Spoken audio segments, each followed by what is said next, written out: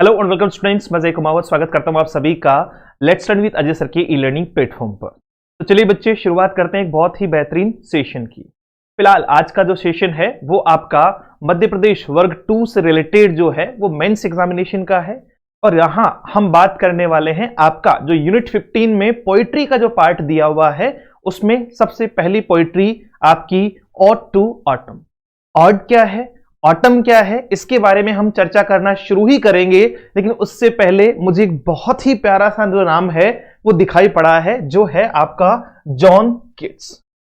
John Keats का नाम सुनते ही या जॉन कीट्स का जो है वो नाम याद आते ही हमें सबसे पहले जो वर्ड याद आता है वो याद आता है रोमांटिक पोएट।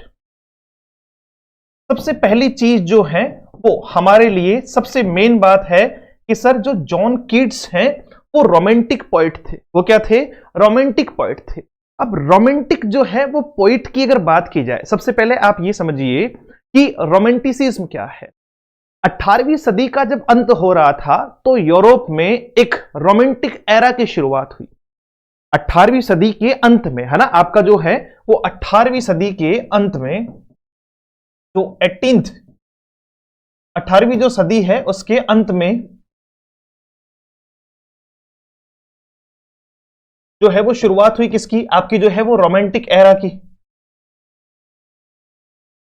रोमांटिक एरा की जो शुरुआत है वो कहां हुई? आपकी 18वीं सदी के अंत में। और इस एरा में जो मुख्य कवि हुए, जो मुख्य पोएट हुए, उनमें से 3 नाम जो है वो हम बहुत बेहतरी से जानते हैं कि उन्हें जो है वो अदब से लेते हैं। हालांकि इनके अलावा भी जो है वो और भी बहुत महत्वपूर्ण पोएट हुए, लेकिन ये जो 3 तिकड़ी है एक तरीके से जो है वो इन तीनों का जो समूह है, जिसमें एक है आपके जॉन कीट्स, दूसरे हैं आपके जो है वो लॉर्ड बायरन, और तीसरे आपके हैं पीबी शेले। ये तीनों जो है वो उस सदी के अंत में यानी 18वीं सदी के अंत में रोमांटिक एरा के जो है वो सबसे बेहतरीन जो है वो पोइट में से माने जाते हैं। और अगर इन तीनों में से मैं बात करूं तो आपके जॉन कीट्स जो है वो सबसे पहले इस दुनिया को विदा कहकर गए थे, आपके जो है वो इस तिकड़ी में से। अब बात करते हैं कि सर ये जो है वो पोएट तो है, तो जाहिर सी बात है कि इनका जो है वो इतिहास भी बड़ा रहा होगा, लंबे टाइम तक इन्होंने जो है वो लिखा होगा। वास्तविकता ये है कि जॉन कीट्स ने जितनी कम उम्र में इतना बड़ा एक इतिहास लिख दिया। इतिहास लिखने का मतलब अंग्रेजी साहित्य में अपने नाम को इस लेवल पर लाना, इतनी कम उम्र में। कितनी कम उम्र में? सिर्फ 25 साल की उम्र में तो जो है वो इनकी मृत्यु ही हो गई। और 25 साल की उम्र में से भी इनका जो मोस्टली पब्लिकेशन है वो लास्ट के 4 साल का है। और यहां तक की बातचीत जो है वो अगर आप समझ ही चुके हैं तो आपको एक आइडिया आ जाएगा कि जॉन कीट्स जो है वो किस लेवल का जो है वो लिखते थे। तो सबसे पहला क्वेश्चन आपका जो है वो पूछा जा सकता है कि जॉन कीट्स जो है वो किस एरा के यानी या किस जो है वो जेनर के जो है वो कवि हैं? तो वो आपके रोमांटिक जो है वो पोएट के नाम से जाने जाते हैं।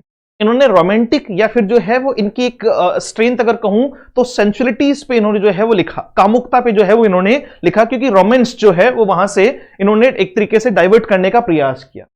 अच्छा, ये जो ऑटम है, टू ऑटम है, वो है आपकी एक ऑड। तो ये भी क्वेश्चन बना जो है वो एग्जामिनर बना सकता है कि टू ऑटम जो है वो क्या है? ऑड है, आपका बैलेड है, यहां से जो है वो क्वेश्चन आपको पूछा जा सकता है।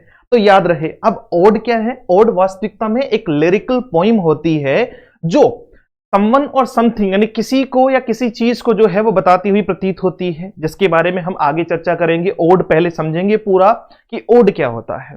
और अगर आप जो है वो टू ऑटम की बात करो तो ये आपके जॉन कीट्स का 1819 की जो ओड्स हैं, 1819 की जो ओड्स हैं उस संग्रह में इन्होंने 6 ओड लिखी। उन्होंने कितनी ओड लिखी? 6 ओड लिखी, जिनमें से 5 ओड जो हैं वो इन्होंने किस पर लिखी? 5 ओड जो हैं वो स्प्रिंग पर लिखी, और 1 ओड जो है वो किस पर लिखी? आपका जो है वो ऑटम पर। यानी कहने का अर्थ क्या है? ये 6वीं जो ओड है आपकी, इसमें इसका प्लेस कौन है? आपका 6th प्लेस है, और वो कौन सा है? आपका ode to autumn. Ode to autumn ये 1819 का जो है वो इनका वर्क है। 1819 का इनका वर्क है, 1819 ओड्स के नाम से जाना जाता है। अब बात करते हैं जॉन कीट्स के जो है वो जीवन परिचय को लेकर। थोड़ा नॉर्मली यहां से जो है वो छोटे मोटे क्वेश्चंस अगर बनते हैं। सबसे पहली चीज कि ये क्या है आपकी टू ऑटम, एक ऑड है। रोमांटिक एरा के जो है वो आपके पोएट हैं। तीन लोग जो उस तिकड़ी में शामिल थे, उनमें से सबसे पहले इनकी मृत्यु हुई। ओड के बाद में आपका जो है वो ये रोमांटिक पोइट है, यानी जेनर इनका जो है वो क्या है आपका रोमांटिक है। ये 1819 की ओड में यानी 1819 की जो 6 ओड इन्होंने लिखी थी उसमें ये आखिरी ओड थी आपकी, और बाकी जो है वो 5 स्प्रिंग पर और एक जो है वो किस पर लिखी गई, ऑटम पर लिखी गई। और कहते हैं कि ये जो है वो एक तरीके से ये अंत था। ये क्या था, उन्होंने खुद जो है वो इस बात को दर्शाने का प्रयास किया था। मतलब वास्तविकता में जॉन कीट्स का जो जन्म है वो जितना शॉर्ट रहा, यानी जितना उनका जीवन शॉर्ट रहा, उस जीवन में भी उन्होंने बहुत सारी परेशानियां देखी। और मूल जो सबसे बड़ी परेशानी थी वो उनका फाइनेंशियल जो है वो कंडीशन थी। साथ में ही आपके जो है वो मृत्यु के अंतिम दिनों में वो टीबी से भी जो है वो क्या थे, बहुत ज्यादा जो है वो परेशान थे। यानी उनकी जो मृत्यु है उसका कारण भी टीबी ही है ना। आपका जो है वो टीबी से उनकी जो है वो मृत्यु हुई। अच्छा, ये 1819 की ओड में लिखा हुआ है, लेकिन वास्तविकता में पब्लिश हुआ था 1820 में। 1820 में क्या हुआ था, ये पब्लिश हुआ था, पब्लिश हुआ 1820 में। और 1821 में जो है वो क्या हो गया आपका, जॉन कीट्स की जो है वो डेथ हो गई। अब देखो 1819 में इन्होंने लिखा है ना, ये पूरा का पूरा जो है वो 6 की 6 ओड कब लिखी इन्होंने, 1819 में लिखी। 1820 में ये पब्लिश हुई और 1821 में जो है वो जॉन कीट्स की क्या हो गई, मृत्यु हो गई। यानी उसके 1 साल बाद में जो है वो टीबी से ये रोम में इनकी जो है वो देहांत हो जाता है। अब जॉन कीट्स को उस टाइम पे एक बेहतरीन लेखक या कवि के तौर पे जो है वो एक्सेप्ट नहीं किया गया। फिर इन्होंने जो पत्र लिखे, इन्होंने जो लेटर लिखे थे, यानी जो है वो अलग अलग जो है वो सिचुएशंस पे इन्होंने जो लेटर लिखे थे वो बाद में प्रकाशित हुए। वो बाद में आपके जो है वो प्रकाशित हुए 1848 में, उसके बाद में जो है वो प्रकाशित हुए। और 20वीं शताब्दी में आते आते जो है वो जॉन कीट्स को इंग्लिश यानी जो है वो लिटरेचर, अंग्रेजी साहित्य का एक बहुत ही बेहतरीन, या मैं अपने शब्दों में कहूं तो आपका जो है वो one of the most masterpiece जो है वो इन्हें कहा गया। तो आइए अब बात करते हैं जॉन कीट्स के रिगार्डिंग। जैसा कि अभी मैंने आपको जानकारी दी कि जॉन कीट्स जो है वो एक इंग्लिश पोइट है आपके। John Keats was an English poet of the second generation of romantic poets, ठीक है आपका, जिनके साथ में एक आपके लॉर्ड बायरन थे और दूसरे आपके जो है वो पर्सी बिशे जो है वो शैले, यानी पीबी शैले है ना। ज्यादातर आपको जो है वो शॉर्ट में इसको पीबी शैले लिखा हुआ ये दिखाई पड़ेंगे। ये 3 लोग थे जिनमें से पहली मृत्यु यानी पहला जो है वो जीवन किसका अंत होता है, जॉन कीट्स का। जॉन कीट्स का जो जन्म है वो 31 अक्टूबर 1795 को हुआ और डेथ जो है वो 23 फरवरी 1821 को हुई। अब इनकी जो उम्र है, देखो कुछ लोग कहते हैं कि इनकी मतलब कुछ जगह इनकी उम्र 26 दिखाई गई है और कुछ जगह इनकी उम्र जो है वो 25 दिखाई गई है। वास्तविकता में अगर आप ढंग से देखोगे ना तो 95 और 1821 में फरवरी में होना चाहिए था भाई, जो है वो आपका 31 जो है वो फरवरी अगर होता, 31 फरवरी 1800 जो है वो 21 होता, सॉरी 31 अक्टूबर 1821 होता तो हम लगभग 26 साल का मान लेते। वो 25 ही थे, 26 भी उनको शुरू ही हुई थी, यानी अक्टूबर, 31 अक्टूबर मतलब नवंबर, दिसंबर, जनवरी और फरवरी, यानी 3 महीने का ही जो है 3 साढ़े 3 महीने का ही गैप रहा था। इसलिए 25 वर्ष जो है वो ज्यादातर इनकी उम्र दिखाई जाती है, 25 ईयर्स, 25 ईयर्स, यानी 25 साल की उम्र में एक बेहतरीन जो कवि है वो इस दुनिया से चला गया। जॉन कीट्स रोमांटिक जो है वो पोइट है। इनका जो है वो एक तरीके से 18वीं शताब्दी के जो है वो अंत में यूरोप में जो रोमांटिक एरा था उसके बीच में ये शामिल हुए थे। ये 3 खास लोग उस टाइम पे जाने जाते थे, जिनमें से एक जॉन कीट्स थे। जन्म इनका 31 अक्टूबर 1795 को हुआ और 23 फरवरी 1821 को जो है वो इनकी क्या होती है, मृत्यु होती। इनकी जो पोइम्स है had been in publication for less than 4 years, वो पब्लिकेशन में लगभग 4 साल से भी कम समय के लिए रही। When he died of tuberculosis at the age of 25, जब इनका जो है वो 25 साल की उम्र में, 25 साल की उम्र में जो है वो आपका टीबी से जब इनका निधन हो गया, टीबी से इनका क्या हो गया, आपका जो है वो निधन हो गया। क्लियर, 25 साल की उम्र में निधन, 1795 यानी अक्टूबर, 31 अक्टूबर 1795 में जन्म और आपका 23 फरवरी 1821 में निधन। They were indifferently received in his lifetime, but his fame grew rapidly after his death.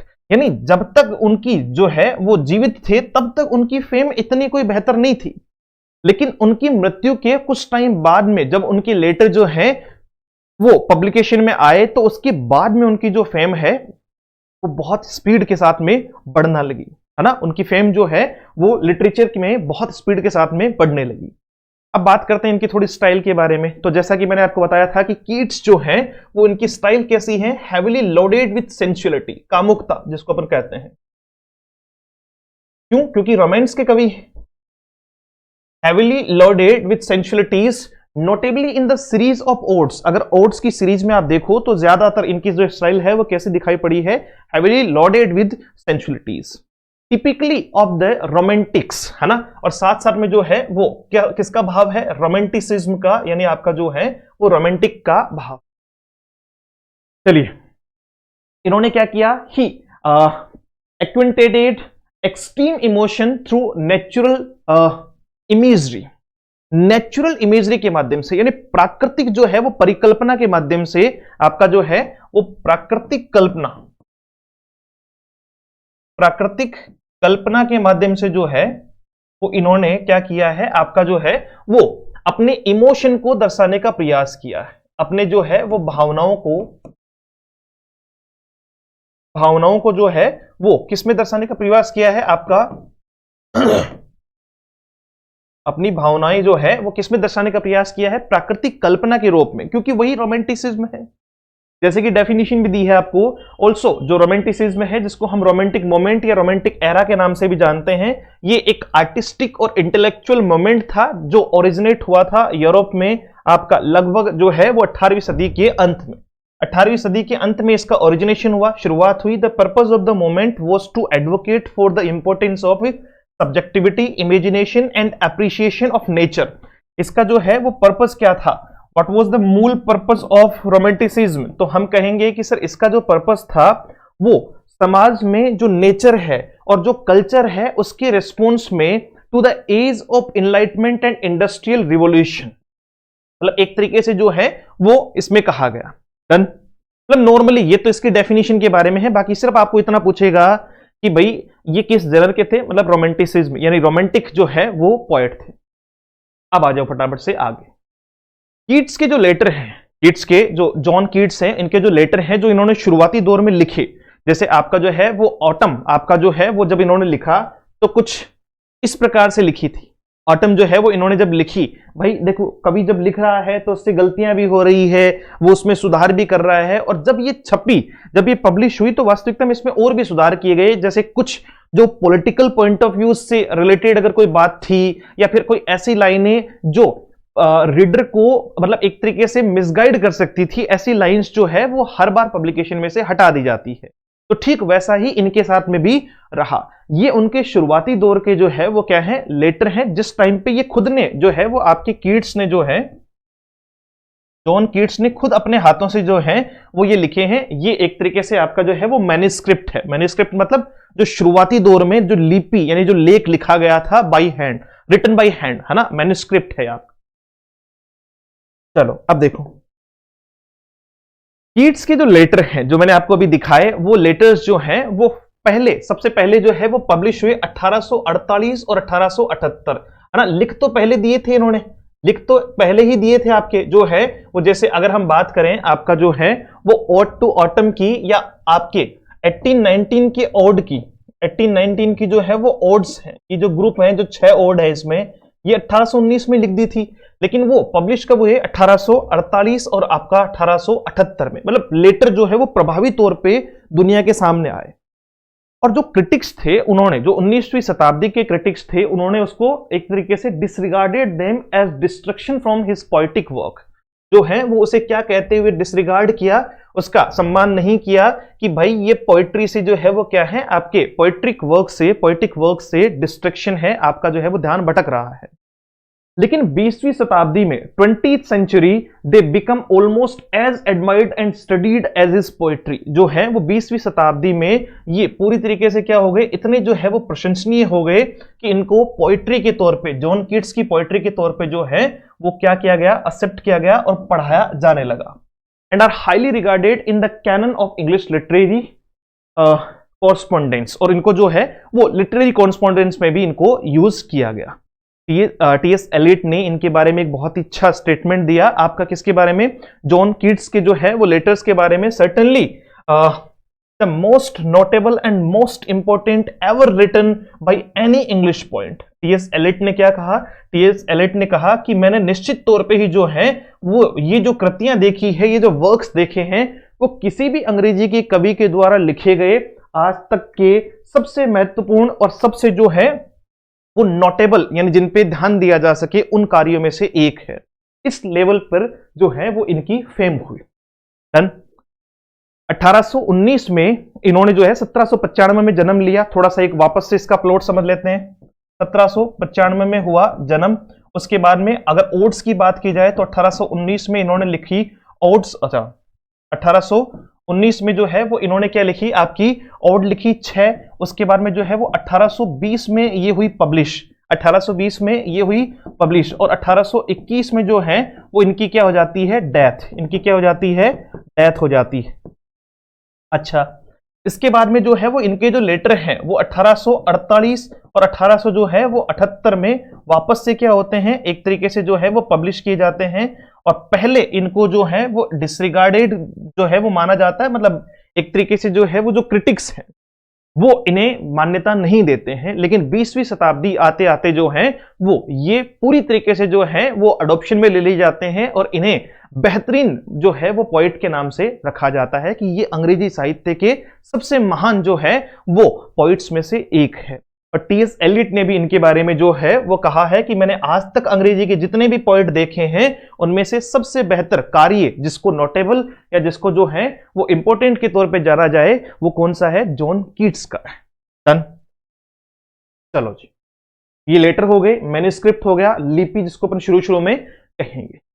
अब हम बात कर रहे हैं आपका ऑड टू ऑटम के रिगार्डिंग। ठीक है, अभी तक जो बात थी वो किसका परिचय था, आपका लेखक यानी आपका पोएट का परिचय था, आपके जॉन कीट्स का परिचय था, जहां से आपको सीधा सीधा क्वेश्चन पूछ लिया जाता है ऑड क्या है। यहां से क्वेश्चन क्या बनेगा कि टू ऑटम जो है वो क्या है ना, what is to autumn written by John Keats. तो नीचे ऑप्शन होंगे कि ऑड है, एलिजी है, आपका बैलेड है, या फिर जो है वो सोनेट है, इस प्रकार से। तो आपको जो है वो ऑड उसका सही ऑप्शन करना है। Odd is a long lyric poem. Odd क्या है, एक लॉन्ग लिरिक। लिरिक आपका जो है वो जो शब्द अपन लिखते हैं पोइम, कि ये एक लॉन्ग लिरिक पोइम है। ठीक है, that is serious in subject matter and treatment. जो वास्तविकता में सब्जेक्ट मैटर और ट्रीटमेंट में जो है वो क्या होती है, सीरियस होती है। मतलब इसकी जो स्टाइल है वो कैसी है, मतलब सीरियसली इसको जो है वो सीरियसनेस के साथ में लिखा जाता है। इसकी एलिवेटेड स्टाइल है। एलिवेशन का अर्थ होता है उच्च शैली, उच्च शैली। यानी इसमें जो है वो जो स्टाइल यूज की जाती है वो कौन सी है, आपकी उच्च शैली की जो है वो इसकी स्टाइल है, सबलाइम है, या आपका जो है वो एलिब्रेट इन स्टेंजिक स्ट्रक्चर। जो स्टेंजा की स्ट्रक्चर है उसे एक तरीके से क्या करना, आपका जो है वो उच्च शैली में जो है वो दर्शाने का प्रयास करना है। डन। ये ऑड के बारे में कुछ खास बातें कि ऑड एक लॉन्ग लिरिक पोइम है, not poet, it's a poem. Subject और ट्रीटमेंट इसका कैसा है, सीरियस है और डिग्निफाइड है। सब्जेक्ट और ट्रीटमेंट इसका कैसा है, सीरियस और डिग्निफाइड है। इसकी स्टाइल एलिवेशन है, यानी हाई, और आपका ग्रैंड, सबलाइम और आपका ग्रैंडियर। मतलब किसी चीज को जो है वो आप जो है वो बढ़ा चढ़ाकर ऊपर, उच्च शैली, और बढ़िया और बेहतर जो है वो इसको लिखो, वो क्या है आपका ऑड। ऑड मूल तौर पे जो है वो किसके लिए लिखी जाती है, आपका usually address to someone and something. लेकिन एक आपने सुना होगा एलिजी। एलिजी होता है आपका मौन सॉन्ग, मौन सॉन्ग। ठीक है, मौन सॉन्ग मतलब मृत्यु गीत, यानी किसी की मृत्यु पर गाया जाने वाला गीत। अब सुनो, ओड भी जो है वो किसी की मृत्यु पर जो है वो लिखी जा सकती है। बस फर्क इतना है कि ओड अगर किसी व्यक्ति की मृत्यु पर, व्यक्ति मतलब जैसे मूल तौर पे जो है वो पहले लिखी गई है आपके जैसे राजाओं की मृत्यु पर। अब राजाओं की मृत्यु पे राजाओं को ग्लोरीफाई करने के लिए, उनके कार्यों को ग्लोरीफाई करने के लिए, भाई उनके कार्य जो हैं कि जैसे मैं अगर राजस्थान के बहुत सारे राजाओं की अगर बात करूं, जैसे महाराणा सांगा की मैं बात करूं, तो उनकी मृत्यु पर जो है वो अगर मैं लिखूं कि भाई महाराणा सांगा ने किस प्रकार से जो है वो शासन किया, क्या क्या उनकी जो है वो उनकी जीत थी, किस प्रकार से उन्होंने युद्ध लड़े, तो एक तरीके से मैं उनको ग्लोरीफाई कर रहा हूं। तो वो भी ओड का एक टाइप हो सकता है, वो उसमें भी लिखा जा सकता है। यूजुअली मौन सॉन्ग, मृत्यु गीत के लिए जो है वो क्या लिखा जाता है, एलिजी लिखा जाता है। क्यों? क्योंकि उसमें एलिवेट जो है वो क्या दिखाया जाता है, एलिवेशन या ग्लोरिफिकेशन जो है वो दिखाया जाता है हाई, ग्रैंड, सबलाइम या ग्रैंडियर तौर पे। चलो, इसका जो स्टेंजिक पैटर्न है वो क्या है, एलिब्रेशन है, यानी आपका जो है वो बढ़ा चढ़ाकर बातचीत उसमें लिखी जाना। ठीक है, ये कहलाता है आपका ऑड। ये आपका क्या कहलाता है, ऑड, यानी आपका जो है वो यूजुअली हम इसको हिंदी में गजल भी कहते हैं, है ना। एक तरीके से लॉन्ग आपका जो है वो लिरिक पोइम है, जो सीरियस जो है वो सब्जेक्ट और मैटर के ऊपर जो है वो एलिवेशन के लिए आपका जो है या एलिब्रेशन के लिए लिखा जाता है। अब चलो, अब आते हैं ऑड टू ऑटम, यानी अब बात करते हैं टू ऑटम। ऑटम जो है वो वास्तविकता में हम जो है वो यहां एक ऋतु के बारे में बात कर रहे हैं। सबसे पहले आप इस बात को समझने का प्रयास कीजिए। जैसे ऑटम को हम लोग तो जो है वो मूल तौर पे पतझड़ के नाम से जानते हैं, इसके नाम से आपका जो है वो पतझड़ के नाम से जानते हैं। लेकिन अगर मैं बात करूं किसके बारे में, जॉन कीट्स के बारे में, जॉन कीट्स के बारे में, तो उन्होंने इसको जो है वो किसके तौर पे दर्शाया है कि जॉन कीट्स ने जो है वो ऑटम को जो है वो किसके तौर पे दर्शाया है,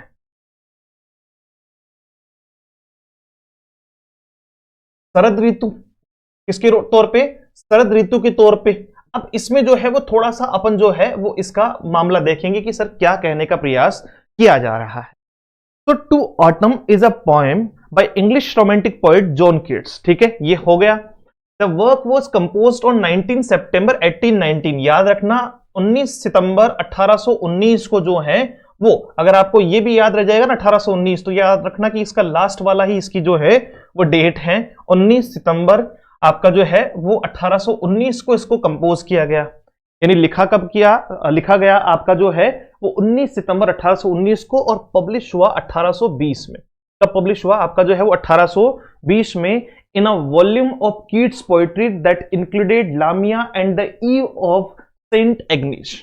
जो है इसके साथ साथ में इनकी दो और जो है वो कृतियां जो है वो पब्लिश हुई, जिनमें से एक कौन सी थी आपकी लामिया, और दूसरी आपकी जो थी वो द ईव। ईव होता है इवनिंग, ईव क्या होता है आपका, इवनिंग, लास्ट इवनिंग।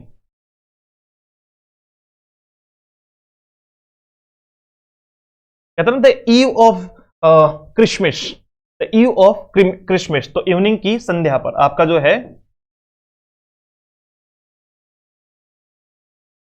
ठीक है, तो इनके साथ में जो है वो 19 सितंबर 1819 को ये जो है वो मतलब एक तरीके से कंपोज हुआ, और 1820 में इसको क्या किया गया आपका जो है वो पब्लिश किया गया। अच्छा, लिखा किस पे था, टू ऑटम जो है वो लिखा था आपके जो जॉन कीट्स है उन्होंने विंचेस्टर में,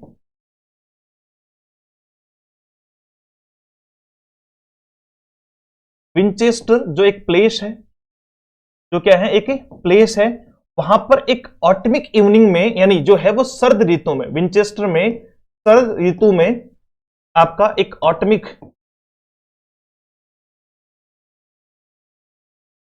एक ऑटम जो है वो इवनिंग को, ऑटमिक इवनिंग को,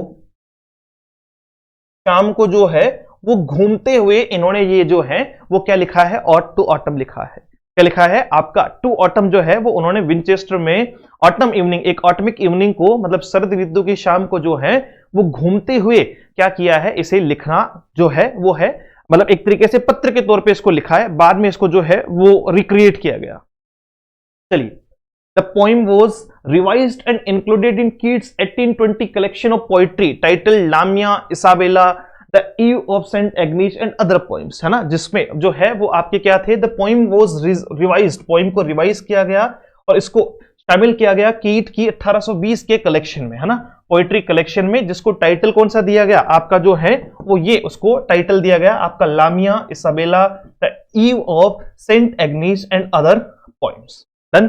इसके अंतर्गत इसको जो है वो लिखा गया, जो मैं आपको बता चुका हूं कि आपका इसके साथ साथ में ये भी जो है वो प्रचलित एक जो है वो क्या हुई थी, पब्लिश हुई थी। चलिए, साथ में ही to autumn has been regarded by critics as one of the most perfect short poems in English language. ये याद रखना, टू ऑटम को जो है वो इंग्लिश में, अभी तक जो है वो इंग्लिश लैंग्वेज में क्या रखा गया है, has been regarded by critics as one of the most perfect short poems, जो है वो सबसे बेहतर शॉर्ट पोएम के तौर पे जो है वो इसे रिगार्ड किया गया, इसे जो है वो पहचान मिली। तो ये है आपका ऑड टू ऑटम 19 सितंबर 1819 को, 1820 को जो है वो इसका क्या हुआ, पब्लिकेशन। जॉन कीट्स ने लिखा, रोमांटिक जो है वो पोइट थे। जो है वो पोइम जो है वो उन्होंने 6 ओड जो है वो उस समय पे लिखी। यानी 1819 में जो है वो 1819 में पहली चीज तो वो बीमारी से पीड़ित थे ही, दूसरा वो फाइनेंशियली जो है वो बहुत ज्यादा अनस्टेबिलिटी में थे, है ना। फिर भी उन्होंने जो है वो कैसे जैसे करके उन चीजों को मैनेज करते हुए ये 6 ओड जो है वो उन्होंने लिखी, जिनमें से आपका जो है वो ड्यूरिंग द स्प्रिंग ऑफ 1819, जो स्प्रिंग के दौरान है, 1819 के जो स्प्रिंग के दौरान है, ये उनके बेहतरीन वर्क्स में से एक है, ध्यान रखना। Ode on a Grecian urn, आपका ode on indolence, ode on melancholy, आपका नाइटिंगेल और जो है वो साइक, ये जो है वो उन्होंने लिखा। ये उनकी मेजर ऑड्स है। और ये आपका जो है वो ऑटम क्या था, फाइनल जो है वो वर्क था उस ग्रुप में जो किस नाम से जाना जाता है, 1890s ओड के नाम से जो है वो जाना जाता है। डन। और ये कब लिखा गया सर, ऑटम में लिखा गया, आपका जो है वो बाद में लिखा गया, स्प्रिंग में नहीं लिखा गया। स्प्रिंग वसंत, स्प्रिंग क्या होती है आपकी, बसंत, तो बसंत ऋतु होती। ठीक है, अब चलते हैं आगे। यहां अगर हम बात करें ऑट टू ऑटम की, तो ऑट टू ऑटम आपको जो है वो सबसे पहली चीज कि सर हमें जो है वो किस प्रकार से जो है वो क्वेश्चंस, बाकी क्वेश्चंस तो हो ही गए, अब यहां से बातचीत करते हैं कि ऑट टू ऑटम में से सबसे मेन चीज क्या याद रखनी है। इनके कुछ खास सेंटेंसेस को जो है वो याद रखना है। सीधे बेसिस पे सेंटेंस देके भी पूछ लेगा कि ये जो है वो किसका सेंटेंस है, तो आपको पता होना चाहिए। मतलब एक तरीके से स्टेंजा में से एक जो है वो पार्ट आपको दिया जा सकता है सिंगल लाइन के आधार पे भी। एक हमेशा से स्टार्टिंग लाइन यानी season of mist and mellow fruitfulness, season of mist and mellow fruitfulness, ये जो है वो आपका किसका है, जॉन कीट्स का है। ये किसका है, जॉन कीट्स का, आपका टू ऑटम से रिलेटेड है। अब सबसे पहली बात करते हैं कि सर इसका थोड़ा सा स्टाइल क्या है, इस पोइम को जो है वो किस स्टाइल में लिखा गया, इसमें कौन सा मैटर यूज किया गया, या इसकी राइमिंग स्कीम क्या है, इनके बारे में थोड़ी जो है वो चर्चा करते हैं। सबसे पहले जो ऑट टू ऑटम है यानी टू ऑटम है, वो आपकी 1 2 3 4 5 6 7 8 9 10 और 11, यानी जो है वो 11 लाइन। ठीक है, आपका टू ऑटम जो है, टू ऑटम जो है वो कितने में लिखी गई, आपका जो है वो 11 लाइन के, कितने स्टेंजा है इसमें, 3 स्टेंजा है। 11 लाइन के जो है वो 3 स्टेंजा जो है वो इसमें यूज किए गए हैं। 11 लाइन के 3 स्टेंजा, यानी टोटल जो है वो कितनी लाइन है आपकी, 33 लाइन है। 33 lines are there in autumn. Done. अब सुनो, इन 3 स्टेंजा यानी 11-11 लाइन के, यूजुअली जो ऑड इन्होंने लिखी है 1819 में, उसमें जो है वो मूल तौर पे कॉमन जो है वो कितनी लाइन हुआ करती है, 10 लाइन। लेकिन इसमें ऑटम में जो है वो कितनी लाइन है, 10 लाइन्स इन अदर ऑड्स। जो बाकी की ऑड हैं उसमें जो है वो कितना दिखाई पड़ेगा आपको, 10 लाइन जो है वो उनमें दिखाई पड़ेगी, जबकि इसमें कितनी है, 11 लाइन है। अब 11 लाइन के बाद में बात करते हैं कि सर इनकी राइमिंग स्कीम क्या है। तो राइम स्कीम की अगर आप बात करोगे तो देखो, आपका फ्रूटफुलनेस, सन, ब्लेस, रन, तो सन, रन, आपका नेस, ब्लेस, इसका मतलब जो है वो कौन सा है, राइमिंग स्कीम क्या है, A B A B A B A B, trees, core, shells, more. अब देखो, कोर और आपका जो है वो मोर, आपका जो है वो ट्रीज और आपका बीज, आपका जो है वो शेल्स और आपका सीज और सेल्स। यहां जब बात आती है ना, मतलब यहां ऊपर की 4 लाइन में तो ठीक है, जो है वो हमें इसकी राइमिंग स्कीम समझ में आ रही है कि कौन सी राइमिंग स्कीम है, आपका ए बी, ये जो है वो इसकी राइम स्कीम है। लेकिन टोटल लाइन कितनी है, 11। तो अब 7 लाइन की जो राइम स्कीम है, 7 लाइन की जो राइम स्कीम है वो वास्तविकता में एक, मतलब मैं कहूं कि एक प्योर राइम स्कीम ना होके अलग अलग राइम स्कीम का, एक फंकी राइम स्कीम का जो है वो यूज किया हुआ है। यस और नो? तो राइम स्कीम ए बी। अब इसमें 3 स्टेंजा है, तीनों स्टेंजा में जो कॉमन है आपका जो है वो कॉमन है, वो क्या है आपका, ए बी तो सब में कॉमन है। ए बी तो क्या है, सब में कॉमन है। लेकिन अगर बात की जाए किसकी, कि सर बाकी के जो है वो पॉइंट्स को कैसे आप जो है वो कंसिडर करोगे, तो आपका कैसी है राइम स्कीम आपका। अच्छा, इसकी राइम स्कीम देखो, देखे ए बी, ट्रीज आपका जो है वो ट्रीज, कोर और आपका सेल्स, मोर, बीज और सीज और सेल्स। आओ देखो फटाफट से, दूसरा क्या है, ये स्टोर फ्लोर, यानी A B, A find B, A और बी, ये भी सेम है। और सेम इसमें भी क्या है आपका, दे, टू, दे और आपका जो है वो शिव, यानी इनकी राइम स्कीम में ए बी जो है वो हमें तुकबंदी दिखाई पड़ रही है। लेकिन नीचे की राइम स्कीम का जो है वो आधार क्या है, नीचे की राइम स्कीम का जो है वो आधार क्या है, तो यहां अगर हम बात करें तो जो टू ऑटम है उसमें जो है वो एक खास पैटर्न फॉलो किया गया है। खास पैटर्न का मतलब जिसमें ईच स्टेंजा, हर स्टेंजा में ए बी पैटर्न जो है वो आपको दिखाई देगा।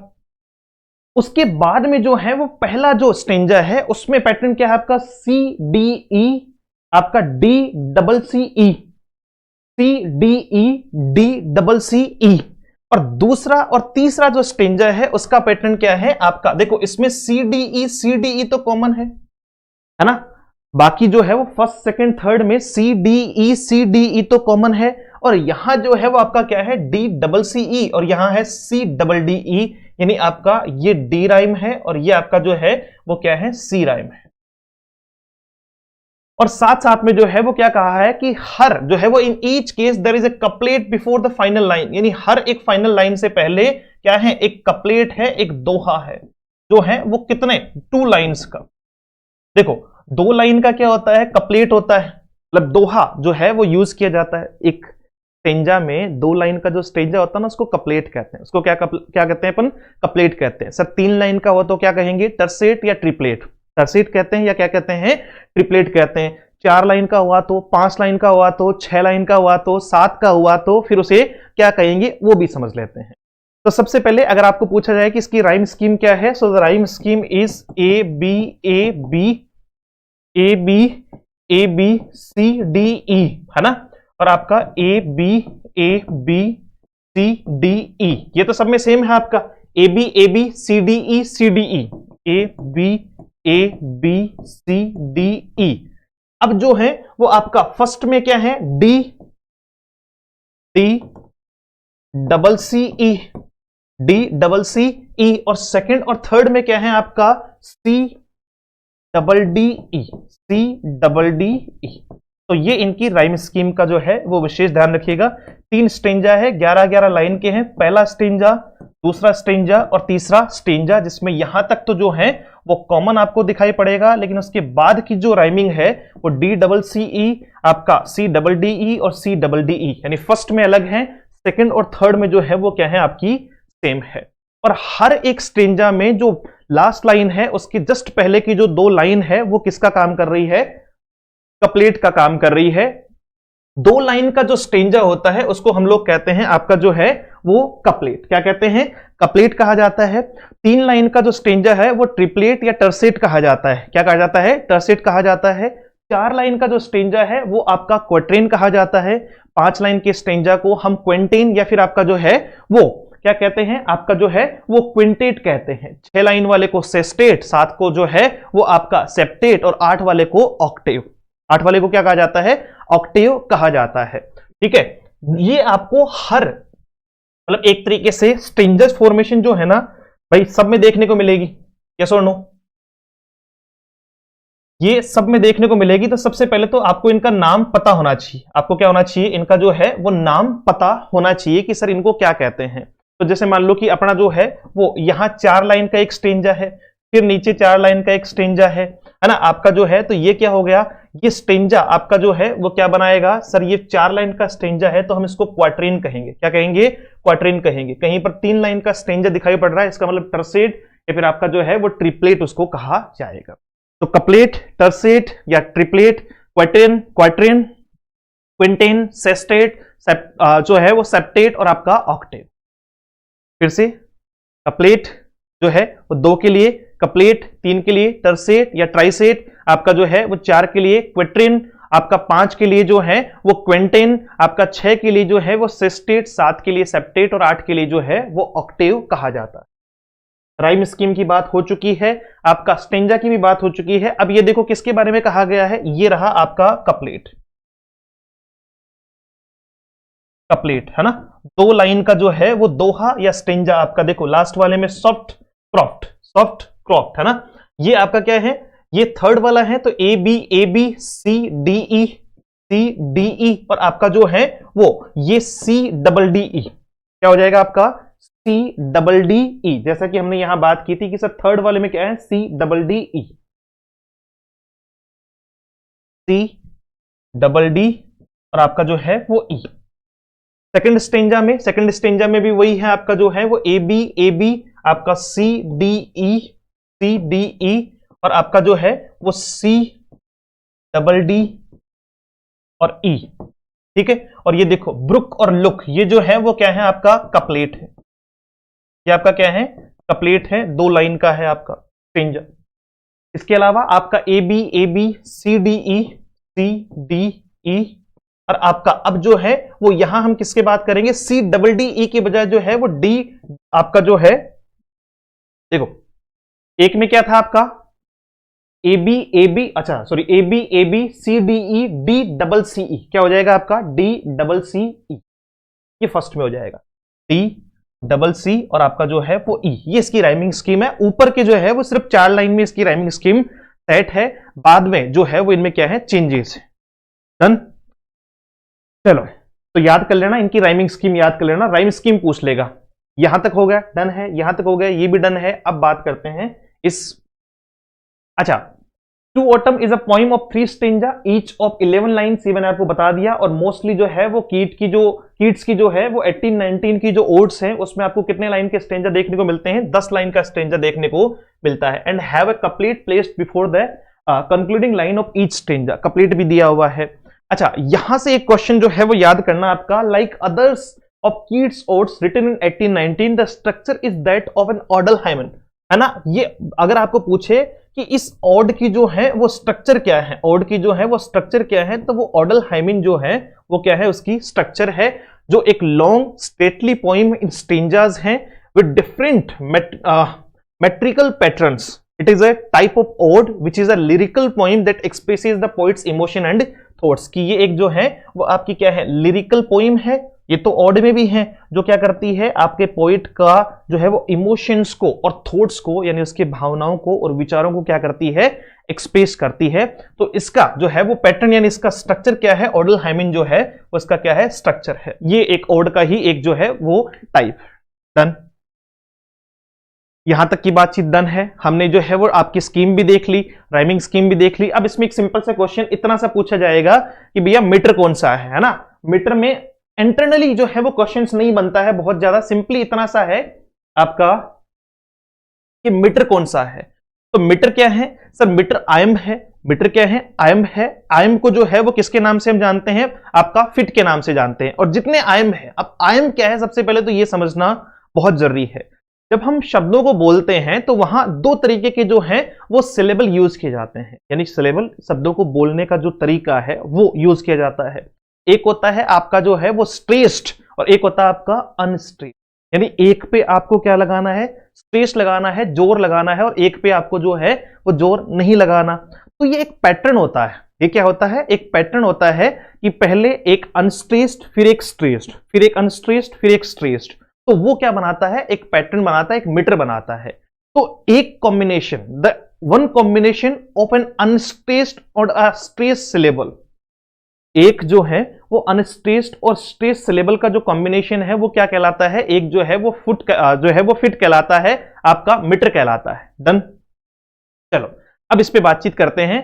अच्छा, जैसे एग्जाम्पल के जो है वो दृष्टि से भी आपको इसमें समझ में आ जाएगा। मान लो मैं जो है वो एक बड़ा नॉर्मल सा एग्जाम्पल है, बड़ा फाइन एग्जाम्पल है, ये वाला देखो। आयम्बिक फुट क्या होता है, iambic foot and unstressed syllable, एक अनस्ट्रेस्ड सिलेबल फॉलो कर रहा हो किसको, एक स्ट्रेस्ड सिलेबल को।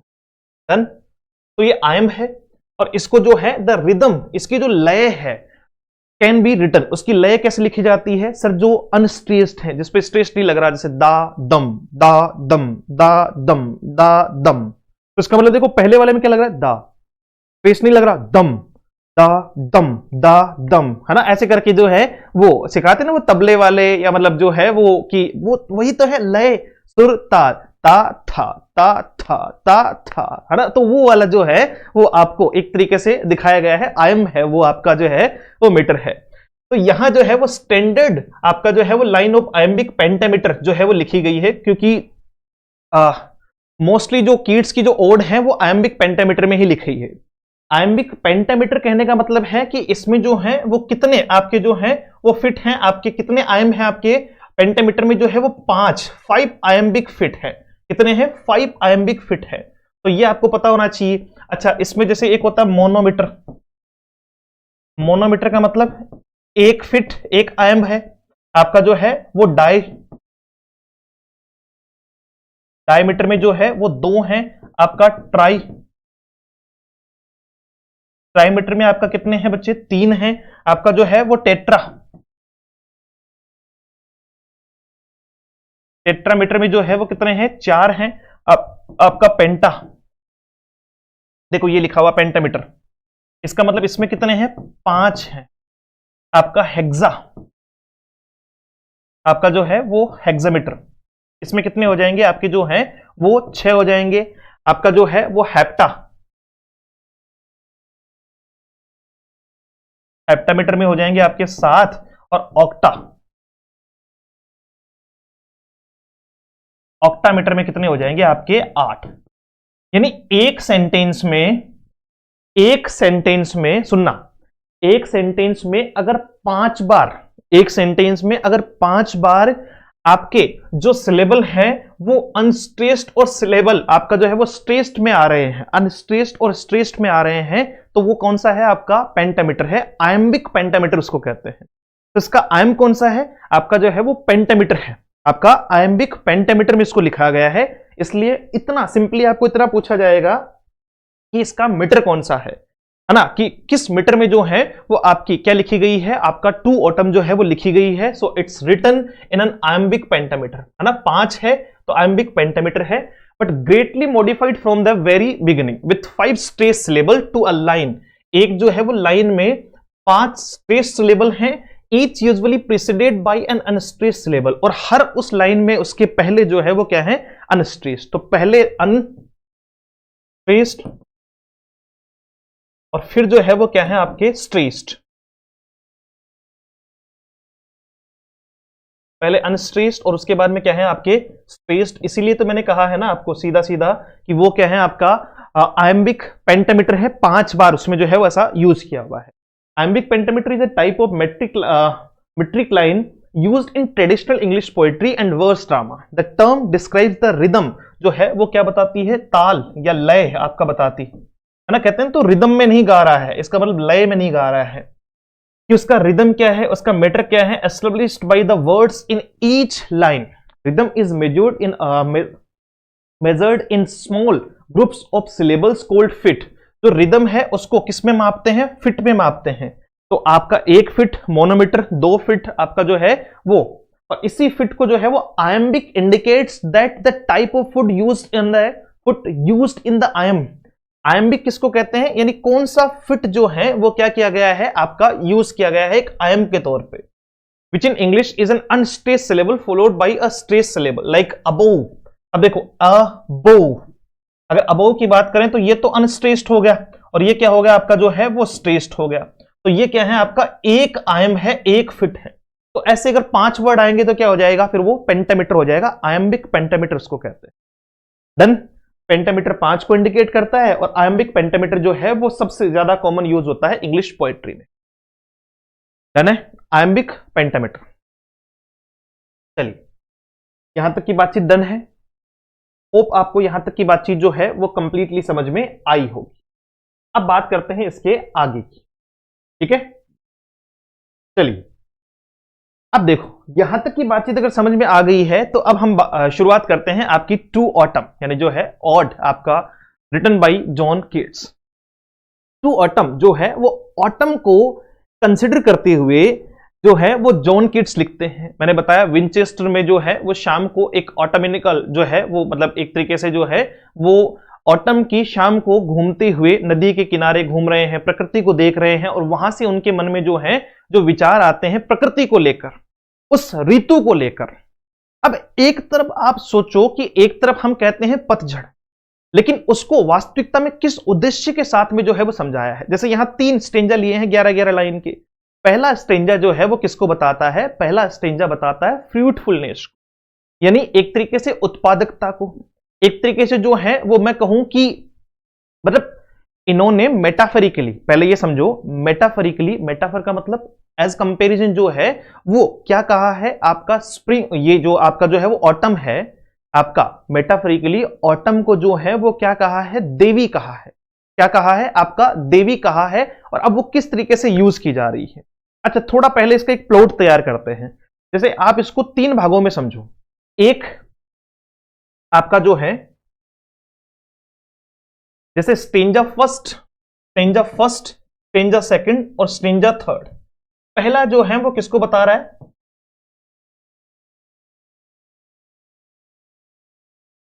फ्रूटफुलनेस को बता रहा है। किसको बता रहा है? फ्रूटफुलनेस को बता रहा है। ठीक है।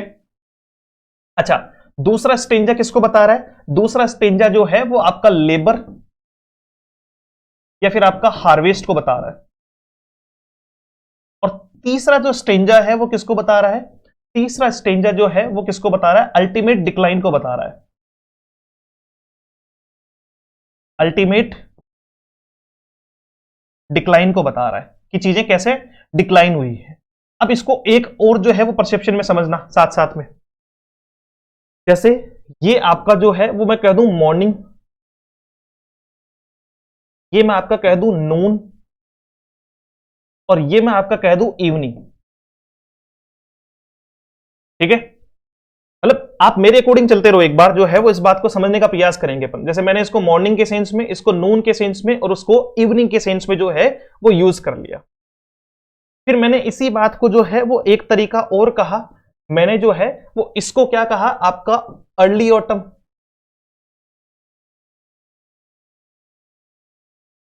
Early autumn. इसको मैंने कहा आपका जो है वो मिड ऑटम। और इसको मैंने कहा आपका जो है वो कंप्लीट, या एक तरीके से मैं कहूं कि ऑटम जब खत्म हो रही है, ये ऑटम की शुरुआत है। ये जो है वो ऑटम के बीच की बात है, मिड ऑटम की बात है। और ये जो है वो आपका एंडिंग ऑटम। ठीक है। अच्छा, ये मैं आपको बता चुका हूं कि ये जो है वो रोमांटिक वाद के कवि हैं। और रोमांटिक वाद के साथ में इन्होंने जो है वो एक तरीके से प्रकृति को जो है वो किस तरीके से दर्शाया है? प्रकृति के बेसिस पे अपनी इमोशंस को, अपनी भावनाओं को जो है वो दर्शाने का प्रयास किया है। अब इसको तीनों को समझते हैं कि सर थोड़ा अगर इसको मैं मेरे बेस पे लेकर देखूं, सबसे पहले तो एक व्यक्ति जो है वो शुरुआती दौर में मॉर्निंग के समय में, अगर मान लीजिए मैं हूं, तो मैं मॉर्निंग के समय में क्या करूंगा? शुरुआत करूंगा। मॉर्निंग के समय चीजों की क्या करूंगा? शुरुआत करूंगा। यानी एक तरीके से जो है वो मैं अपने एफर्ट्स को स्टार्ट करूंगा। अपने एफर्ट्स को क्या करूंगा? स्टार्ट करूंगा। पहले थोड़ा सा इसका भाव समझते हैं। नून, दोपहर में आते आते मैं जो है वो क्या करूंगा? लेबर, मेहनत करूंगा। मेहनत करने का मतलब मुझे उस एफर्ट का, यानी मैंने जो शुरुआत में जो एफर्ट लगाए थे, जो आपकी जो चीजें शुरू की थी, अब उसको जो है वो क्या आ चुका है? हार्वेस्टिंग का समय आ चुका है। भाई सुबह सुबह मैंने जो मेहनत की थी उसका मुझे अब जो है वो क्या मिलने वाला है? फल मिलने वाला है। और शाम होते होते उस दिन का क्या हो जाता है? अंत हो जाता है, यानी एक तरीके से वो खत्म हो चुका है। उस दिन को जो है वो खत्म कर दिया गया है। वैसे ही चीजों की शुरुआती दौर में जो है वो पहले स्टेंजा में जो है वो आपके जॉन कीट्स ने दिखाने का प्रयास किया है कि कैसे प्रकृति या कैसे ऑटम, यानी जो शरद ऋतु है वो फलदायी है। वो क्या है? आपकी फलदायी है। देखो शरद ऋतु में क्या हो रहा है आप समझो। कूल है, ठंड है, बहुत ज्यादा जो है वो ठंड नहीं है, मतलब कोल्ड नहीं है, कूल है, नॉर्मल सा। गर्मी से जो है वो निकलकर कहां आए हैं? गर्मी और सर्दी के बीच का जो है वो मौसम है। गर्मी में जो फसल हमने बोई थी, अब उसको जो है वो शरद ऋतु में काटने का समय हो चुका है ना। आपका पेड़ों से जो है वो पत्ते जाना शुरू हो चुके हैं, क्योंकि इसी को हम क्या कह रहे हैं? पतझड़ कह रहे हैं। इसी को हम क्या कह रहे हैं? पतझड़ कह रहे हैं। तो पेड़ों से पत्ते भी जाएंगे, पेड़ों से क्या होगा? पत्ते भी जाएंगे। अब पेड़ों से पत्तों का चले जाना एक तरीके से क्या भाव देता है? आप सोच के देखो, पेड़ों से पत्तों का चले जाना जो है वो क्या भाव देता है कि अब हार्वेस्टिंग जो है वो हो गई है। अब जो है वो क्या होगी? आपकी जो है वो नई जो है वो ऋतु आएगी, यानी सर्द जो है वो आपकी क्या आएगी? आपकी नई जो है वो शिशिर ऋतु आएगी। एक तरीके से आपका जो है वो विंटर आएगी। यस और नो? तो सबसे पहले, अच्छा पेड़ों पर नई कोंफले आएगी, है ना, पेड़ों पर पौधों पर या जो है वो नई पत्तियां आएगी, पेड़ नए सिरे से शुरुआत करेंगे। इसको अपनी जिंदगी से जोड़ के देखो, अपने जीवन से जोड़ के देखो कि व्यक्ति जो है वो जीवन में निरंतर चल रहा होता है, व्यक्ति जो है वो जीवन में निरंतर चल रहा होता है। शुरुआत में जो भी उसने बोया है, ये उसने बोया है, ये उसने बोया है, ये उसने काटा है, ये उसने जो है वो काटा है, उसको उसका लेबर मिला है, उसको उसकी मेहनत मिली है, उसकी हार्वेस्टिंग मिली है।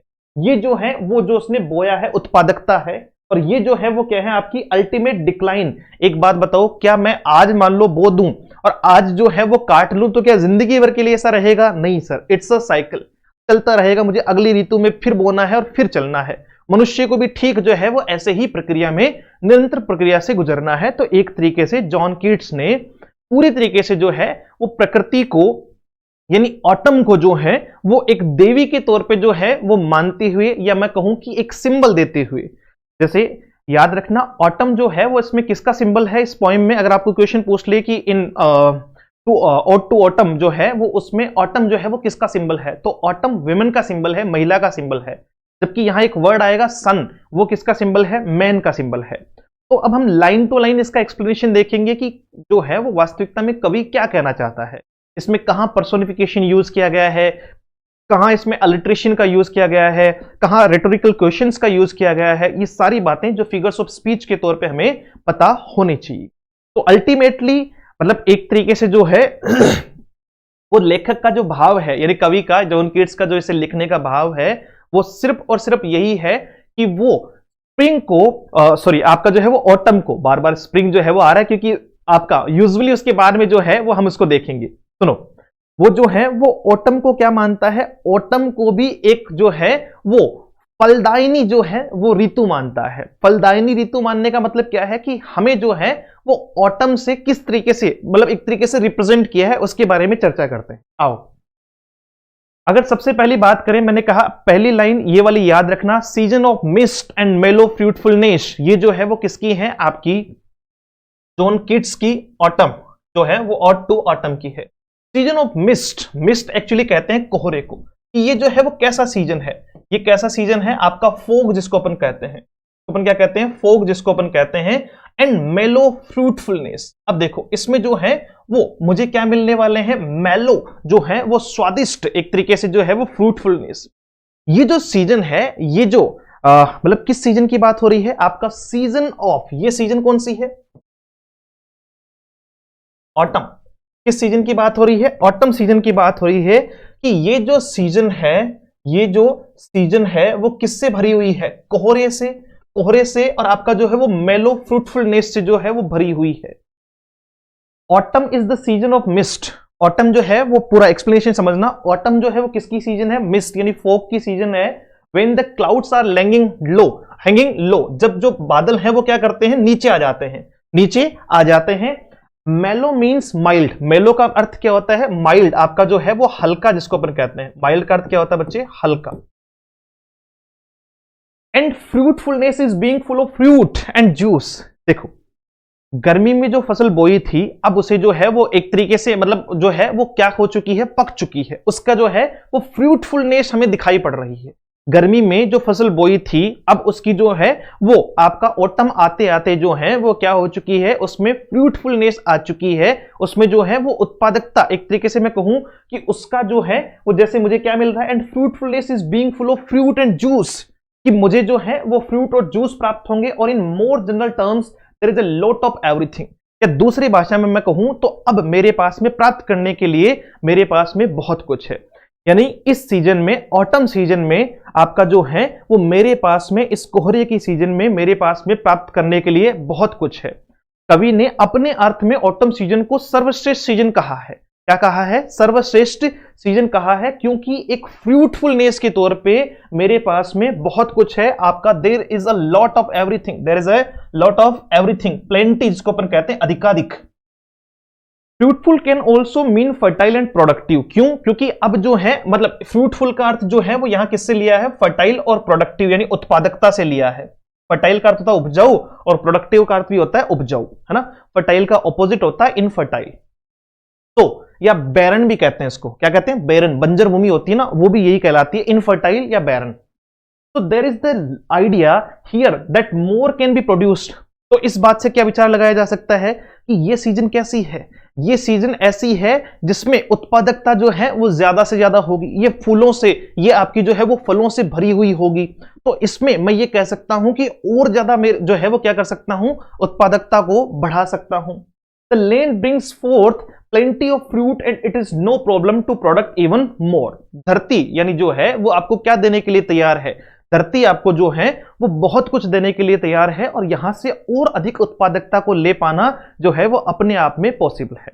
तो एक तरीके से क्या कहा है, ऑटम सीजन को जो है वो एक उत्पादकता के तौर पे जो है वो इन्होंने रिप्रेजेंट किया है कि भाई ये वो सीजन है जिसमें हमें बहुत कुछ जो है वो क्या दिया जा सकता है, प्राप्ति किया जा सकता है, हम बहुत कुछ प्राप्त कर सकते हैं। अब सुनो, सेकंड लाइन पे आओ। Close bosom friend of the maturing sun. बहुत बढ़िया है।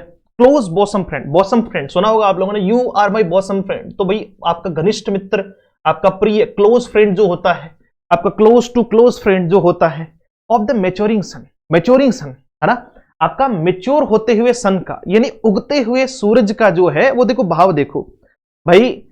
अगर पौधा उग रहा है, पौधा उग रहा है या मतलब जो है वो फल उग रहा है, तो उसको हम क्या कहते हैं, फल या पौधे को हर तरीके से हमें पानी भी चाहिए, उसको प्रकाश संश्लेषण के लिए उसको जो है वो प्रकाश भी चाहिए, सूर्य का प्रकाश चाहिए, उसको हवा भी चाहिए, सब कुछ चाहिए। तो ठीक वैसे ही इसने क्या किया है, close bosom friend of the maturing sun, of the maturing sun, इसने क्या कर लिया है, conspiring with him how to load and bless. Autumn ने आपका क्या कर लिया है, योजना बना ली है, एक तरीके से जो है वो ये योजना बना ली है, किसके साथ में, विद हिम। हिम किसके लिए यूज किया गया है, हिम यूज किया गया है सन के लिए, सूरज के लिए। किसका सिंबल है ये, मेल का सिंबल है, ध्यान रखना है ना। सूरज जो है वो किसका सिंबल है, मेल का सिंबल है, मेल सिंबलाइज।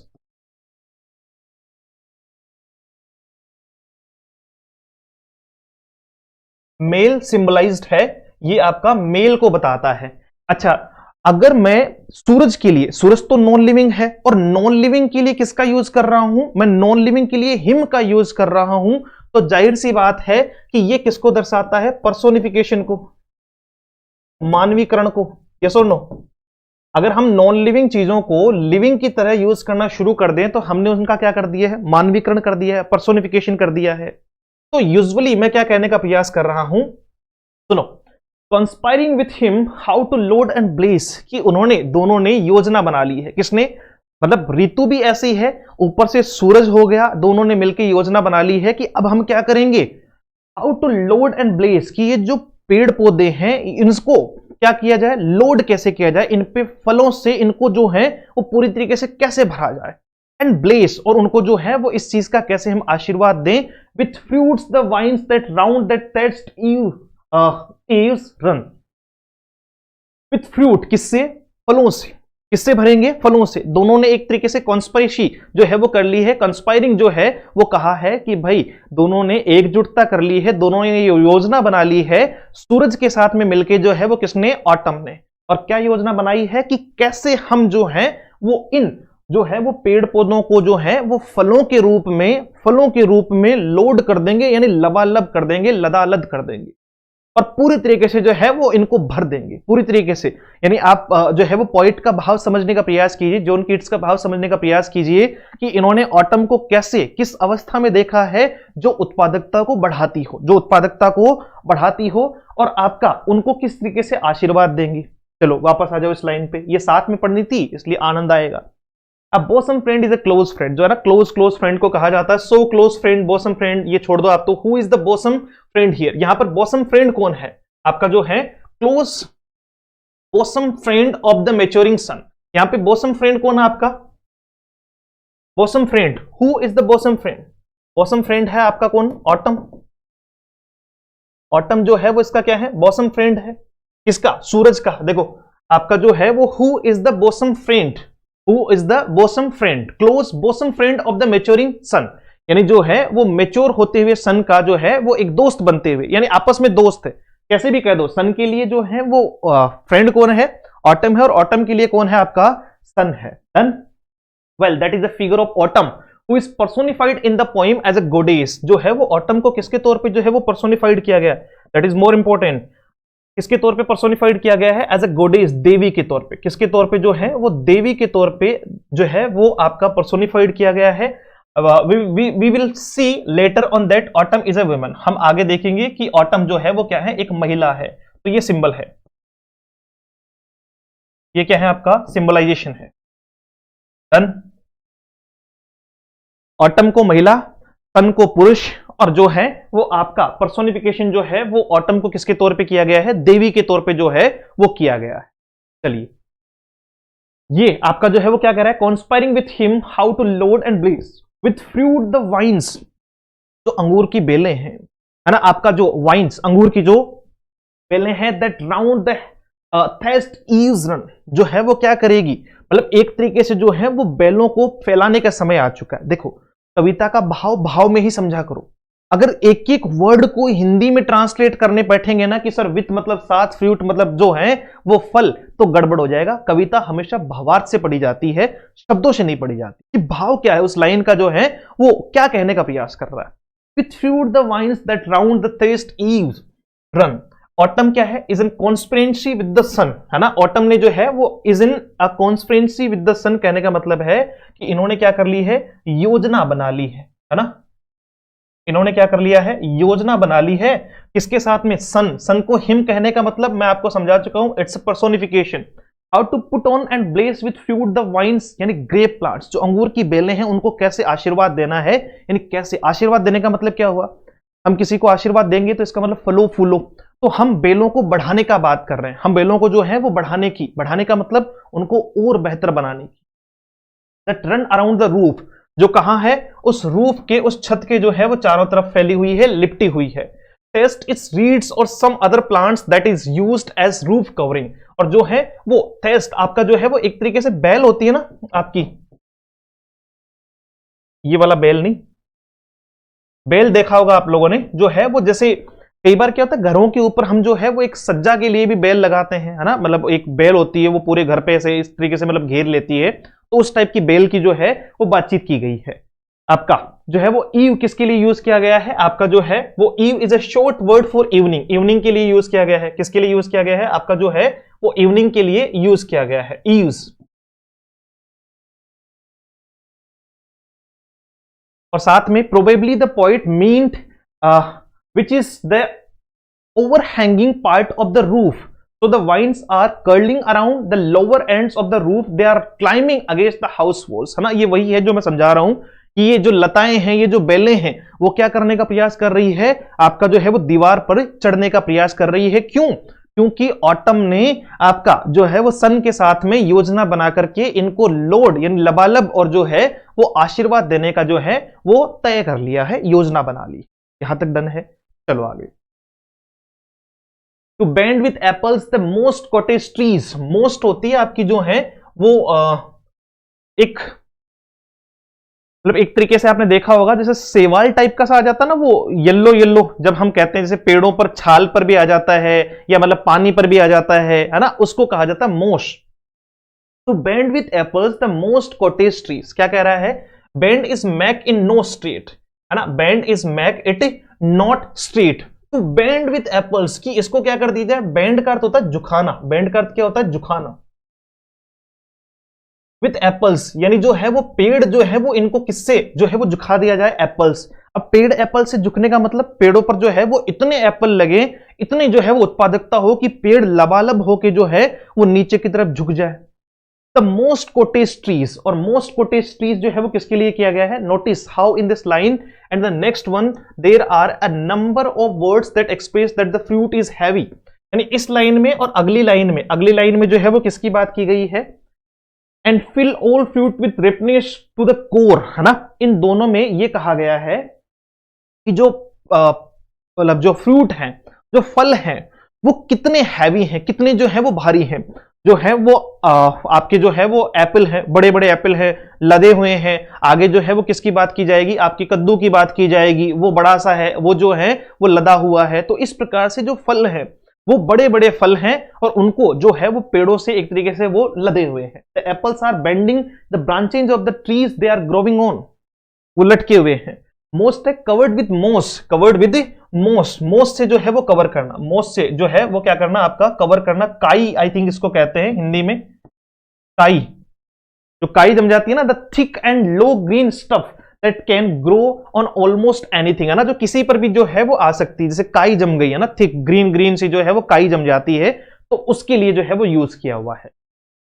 चलो, and fill all fruit with ripeness to the core, core होता है आपका अंदर तक, गिरी तक, मतलब जो है वो कोर आपका जो है वो डेप्थ,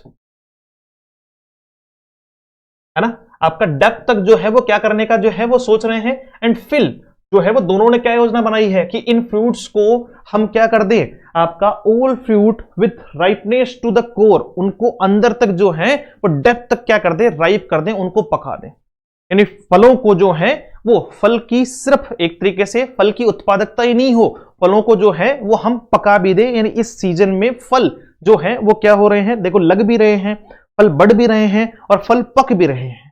तो ये उन्होंने जो है वो एक क्या की है, योजना बनाई है।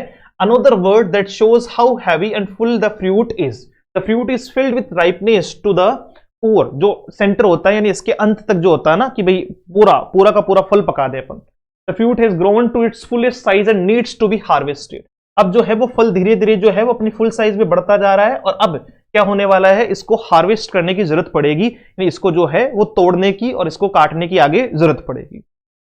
इसके अलावा जो है वो दूसरे फलों को जो है वो टारगेट करता हुआ, फूल सब्जियों को टारगेट करता हुआ क्या कह रहा है, आपके जॉन कीट्स जो लेखक है, जो पोएट है, वो क्या कह रहे हैं आपके, to swell the gourd and plump the hazel seeds. क्या करना है, to swell the gourd, to swell the gourd, आपका जो है जो गॉड है आपका जो है वो and plump the hazel shells, and plump the hazel shells, और जो मोटे ताजे जो हेजल सेल्स हैं, यानी आपके जो एक तरीके से मैं कहूं कि कद्दू जो है आपका कद्दू है या हेजल सेल्स जो है वो, इनको भी हम क्या करेंगे, उनको भी जो है वो क्या कर दें, स्वेल कर दें, आपका स्वेलिंग उनके ऊपर ले आए, यानी उनको भी क्या कर दिया जाए, मोटा ताजा कर दे। जो है वो सिर्फ फलों को ही नहीं, फूलों को, सब्जियों को, नट्स को, हर चीज की बात कर रहे हैं और क्या कह रहे हैं, to swell the gourd and plump the hazel shells, the gourd becomes big and full. जो कद्दू है वो आपका क्या हो चुका है, कद्दू जो है वो आपका क्या हो चुका है, बड़ा और जो है वो फुल हो चुका है। ए काइंड ऑफ वेजिटेबल, एक प्रकार की सब्जी है, और fruit that swell up like balloons, जो किसकी तरह फूल जाता है, कद्दू की तरह। तभी तो इंसान को कहते हैं ना मेटाफोरिकली, कद्दू जैसा हो, या सिमिली के तौर पे कहते हैं you look like a God, है ना, तुम जो है वो एक कद्दू की तरह दिखते हो। कुकुम्बर्स, ककड़ियां, belong to the gourd family, है ना, वो उसी की एक परिवार का सदस्य है। As well as pumpkins and melons, pumpkins जो है और आपका जो है वो मेलन्स, कद्दू के जैसा दिखने वाला एक फल की बात हो रही है, जो है वो सब्जी की बात हो रही है। Plump means to become full, plump गोल मटोल जिसको अपन कहते हैं, प्लम्प गोल मटोल, क्या कर दें भैया, गोल मटोल कर दें, क्या कर दें, गोल मटोल कर दें।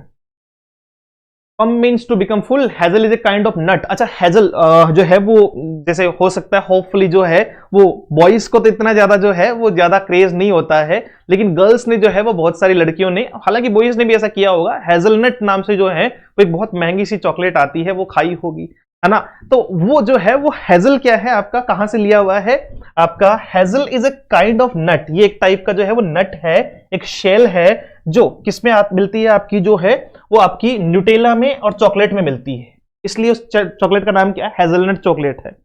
तो वो वहां से कहा गया है कि इनको भी क्या कर दिया जाए, इनको भी एक तरीके से परिपक्व कर दिया जाए, इनको भी जो है वो परिपक्व, जानते हो ना, मतलब उसको जो है वो मेच्योर बना दिया जाए। मेच्योर मतलब आने लायक। जैसे पहले क्या होगा, पहले फूल, फिर उससे पौधा, पौधे पे फूल लगे, फूल से जो है वो फल आया, और फल से जो है वो पहले वो जो है वो रो है, कच्चा है, फिर वो राइप हुआ, धीरे धीरे पका और वो मेच्योर बन गया, अब वो खाने लायक बन गया। तो इन सब को जो है वो क्या कर दिया जाए, खाने लायक बना दिया जाए। चलते हैं फटाफट से। With a sweet kernel to set budding more, और क्या किया जाए, विद अ स्वीट कर्नेल, जो आपका है कर्नेल होती है गिरी, कर्नेल क्या होती है, गिरी, और इन फलों की जो गिरी है, जो गिरी कहते ना कि मैं, जैसे आप लोगों ने तरबूज वगैरह खाया होगा ना, मेलन वगैरह खाया होगा, जो है वो तरबूज वगैरह खाया होगा, वाटरमेलन खाया है, तो उसके अंदर जो होता है लोग क्या करते हैं, बीच का पार्ट जो है वो यूजुअली खाने का प्रयास करते हैं, गिरी जिसको अपन कहते हैं। आपका to set budding more, kernel जो है वो कॉर्नर है, सेंटर है हेजलनट का, और साथ में budding means growing and expanding, यानी उनको क्या कर दिया जाए, बड़ा कर दिया जाए। और फ्लावर्स जो है वो जो उससे कमिंग आउट, ठीक है, इसका कोई खासा नहीं है। And still more later flowers for the bees until they think warm days will never cease. अब क्या कह रहा है कि फूलों पर भी जो है वो एक एक्सपेरिमेंट की बात हो रही है कि फूलों को भी क्या कर दिया जाए, एंड स्टिल मोर, और इसके अलावा लेटर फ्लावर्स फॉर द बीज जो है वो फूलों को भी बीज के लिए, मधुमक्खियों के लिए। देखो मधुमक्खियां जो है वो क्या होती है, आपकी गर्मियों में मधुमक्खियां जो है वो अपना पूरा कॉन्ट्रैक्ट लेती है, पूरा वो जो है वो चारों तरफ से अपना मालताल इकट्ठा करती है, यानी एक तरीके से हनी बनाती है और उसको स्टोर कर लेती है। और उन्हें लगता है कि कभी भी जो है वो ये ऋतु जाएगी ही नहीं, लेकिन वो तो जाएगी भाई, एक सर्कल है, एक जो है वो मतलब व्यक्ति है, एक जीवन चक्र है, वो तो आगे चलना ही चलना है। Until they think warm days will never cease, तब तक, यानी उन्हें भी जो है वो तब तक ये करने दो, मधुमक्खियों को भी तब तक ये काम करने दो, एक तरीके से अंटिल दे थिंक, जब तक वो ये नहीं सोचती warm days will never cease, कि जो गर्म दिन है वो कभी भी नहीं रुकेंगे, सीज नहीं होंगे। सीज होता है स्टॉप, सीज क्या होता है आपका, स्टॉप, यानी गर्म दिन कभी भी नहीं जाएंगे, गर्म दिन कभी भी नहीं जाएंगे। ऐसा कहते हुए जो है वो जॉन कीट्स जो है वो कल्पना करते हैं, प्राकृतिक कल्पना करते हैं कि फूल भी तैयार करो, सब्जियां भी तैयार करो, आपका मतलब ये जो है वो क्या कर रही है, जो ऑटम है वो क्या कर रही है, आपका फलों को तैयार कर रही है, उनको परिपक्व बना रही है, सब्जियों को जो है वो परिपक्व बना रही है, आपका फलों को जो है वो क्या बना रही है, परिपक्व बना रही है, ताकि उनसे जो रस है वो किनको मिल सके, बीज को मिल सके, और वो जल्दी ही अपना जो है वो एक तरीके से मतलब एक स्टोर जो है वो कंप्लीट कर ले। क्यों? क्योंकि उन्हें लगता है कि बीज जो है, यानी जो वार्म डेज हैं वो कभी भी नहीं जाएंगे, वार्म डेज हमेशा रहेंगे। जबकि धीरे धीरे क्या होने वाला है, वार्म से अब जो है वो धीरे धीरे कूल और फिर कोल्ड डेज की जो है वो शुरुआत होने वाली है। सॉरी। और summer has overbrimmed their clammy cells. देखो समर के लिए जो है वो गर्मियों के लिए क्या कहा गया है, हैज ओवरब्रीम्ड। ओवरब्रीम्ड क्या होता है आपका, ओवरब्रीम्ड का अर्थ होता है full of brim, full of brim जो है वो एज, जिसको अपन कहते हैं किनारा। अच्छा, और means because, for means because here for summer has overbrimmed their clammy cells. Clammy usually use मतलब किसके लिए यूज होता है, मॉइस्ट, मॉइस्चराइजर, सुना है आप लोगों ने, नमी के लिए, है ना, जो है वो किससे आता है आपका जो है वो नमी के लिए, यानी जो है वो विथ वाटर और लिक्विड, वाटर और लिक्विड से जो है वो क्या आती है, नमी आती है। But here it probably means pushing open because they are so full, combs are selfish and shut close, combs are selfish and shut close, opens because they are so full. ठीक है, अब देखो क्या कहा है, फॉर समर, गर्मियों के लिए, has overbrimmed their clammy sales, वो जो पौधे हैं, वो जो फूल हैं, उनको भी एक तरीके से क्या कर दिया जाए, खोल दिया जाए, ताकि जो है वो मतलब बीज हैं वो भी उनसे क्या ले सके, उनसे एक तरीके से रस जो है वो ले सके, उनको भी क्या कर दिया जाए, खोल दिया जाए, ताकि बीज वहां से रस ले सके, अपना पूरा का पूरा जो है वो काम कर सके, क्योंकि बीज को ये लगता है कि ये दिन जो है वो कभी खत्म होंगे ही नहीं। So the line means that summer has made the nuts and flowers and all the harvest of summer grow until it burst। अब देखो इस पूरी लाइन का जो है वो यानी सारांश क्या है, इसका अर्थ है कि जो समर है, जो गर्मी है, हैज मेड द नट्स, गर्मी ने जो है वो जो भी नट्स को जो है वो पकाया है, फ्लावर्स को जो पकाया है, एंड ऑल द हार्वेस्ट, और जो भी खेती है या जो भी फसल है ऑफ समर जो गर्मी की है, ग्रो अंटिल इट बर्स्ट। ठीक है, चलो ये जो है वो 11 लाइन का एक स्ट्रेंजा हमने कंप्लीट कर लिया। अब इसमें और बातचीत करते हैं, अब तो कोई खासा है नहीं, मतलब इसमें एक तो ये ध्यान रखना, who hath not seen the oft, आपका often amidst the store, तो ये वाला जो है वो सेंटेंस मैंने कहा था, ये भी याद रखना। एक तो ये रेटोरिकल क्वेश्चन है आपका, क्या है, रेटोरिकल क्वेश्चन है, जिसके बारे में अपन लास्ट में भी बात करेंगे कि रेटोरिकल क्वेश्चन होता क्या है। जहां क्वेश्चन तो किया गया है लेकिन आंसर एक्सपेक्टेड नहीं है। Who hath not seen the oft amidst the store, क्या कह रहा है आपका जो है वो कवि यानी जॉन कीट्स जो है वो क्या कह रहा है कि तुम्हें जो है वो किसने नहीं देखा। किसने नहीं देखा का मतलब क्या है कि तुम्हें जो है वो who hath not seen the oft amid the store। देखो ये आपका जो है वो होता है योर, जो पुराने के अकॉर्डिंग ये होता है आपका यू, आपका ऑफ्ट हो जाएगा ऑफन, और आपका जो है वो हु हैड नॉट सीन, किसने तुम्हें जो है वो स्टोर में नहीं देखा, किसको, ऑटम को। जो हार्वेस्टिंग हुई है ना, अब उसकी बात कर रहे हैं। सेकंड पॉइंट मैंने क्या कहा था कि पहला पॉइंट आपका जो है वो किससे है, फ्रूटफुलनेस से है, परिपक्वता से, उत्पादकता से है। अब हम बात कर रहे हैं जो हार्वेस्टिंग है, जो क्या है आपकी हार्वेस्टिंग है। तो कह रहा है कि जो हार्वेस्टिंग यानी ऑटम है वो कहां है, ऑटम अब कहां है, ऑटम जो है वो आपका स्टोर में है। ये क्वेश्चन कर रहा है ऑटम से, आपका जो है वो कवि यानी जॉन कीट्स जो है वो ऑटम से क्वेश्चन कर रहा है, और क्या कह रहा है, who hath not seen the oft amid they store. तो कहने का अर्थ क्या है कि भैया जो है वो तुम्हें स्टोर में किसने नहीं देखा, किसने तुम्हें स्टोर में नहीं देखा होगा। यानी अर्थ क्या है, कोई वहां से उत्तर देने वाला नहीं है, लेकिन अर्थ है कि तुम्हें सबने देखा है। जैसे कहते हैं ना कि तुम्हें ये करते हुए किसने नहीं देखा होगा, इसका मतलब सबने देखा है। तो ये रेटोरिकल क्वेश्चन है, जिसका क्वेश्चन तो आपने किया है, आंसर जो है वो वहां से नहीं मिला है, एक्सपेक्टेड नहीं है, फिर भी आपको उसका भाव पता है।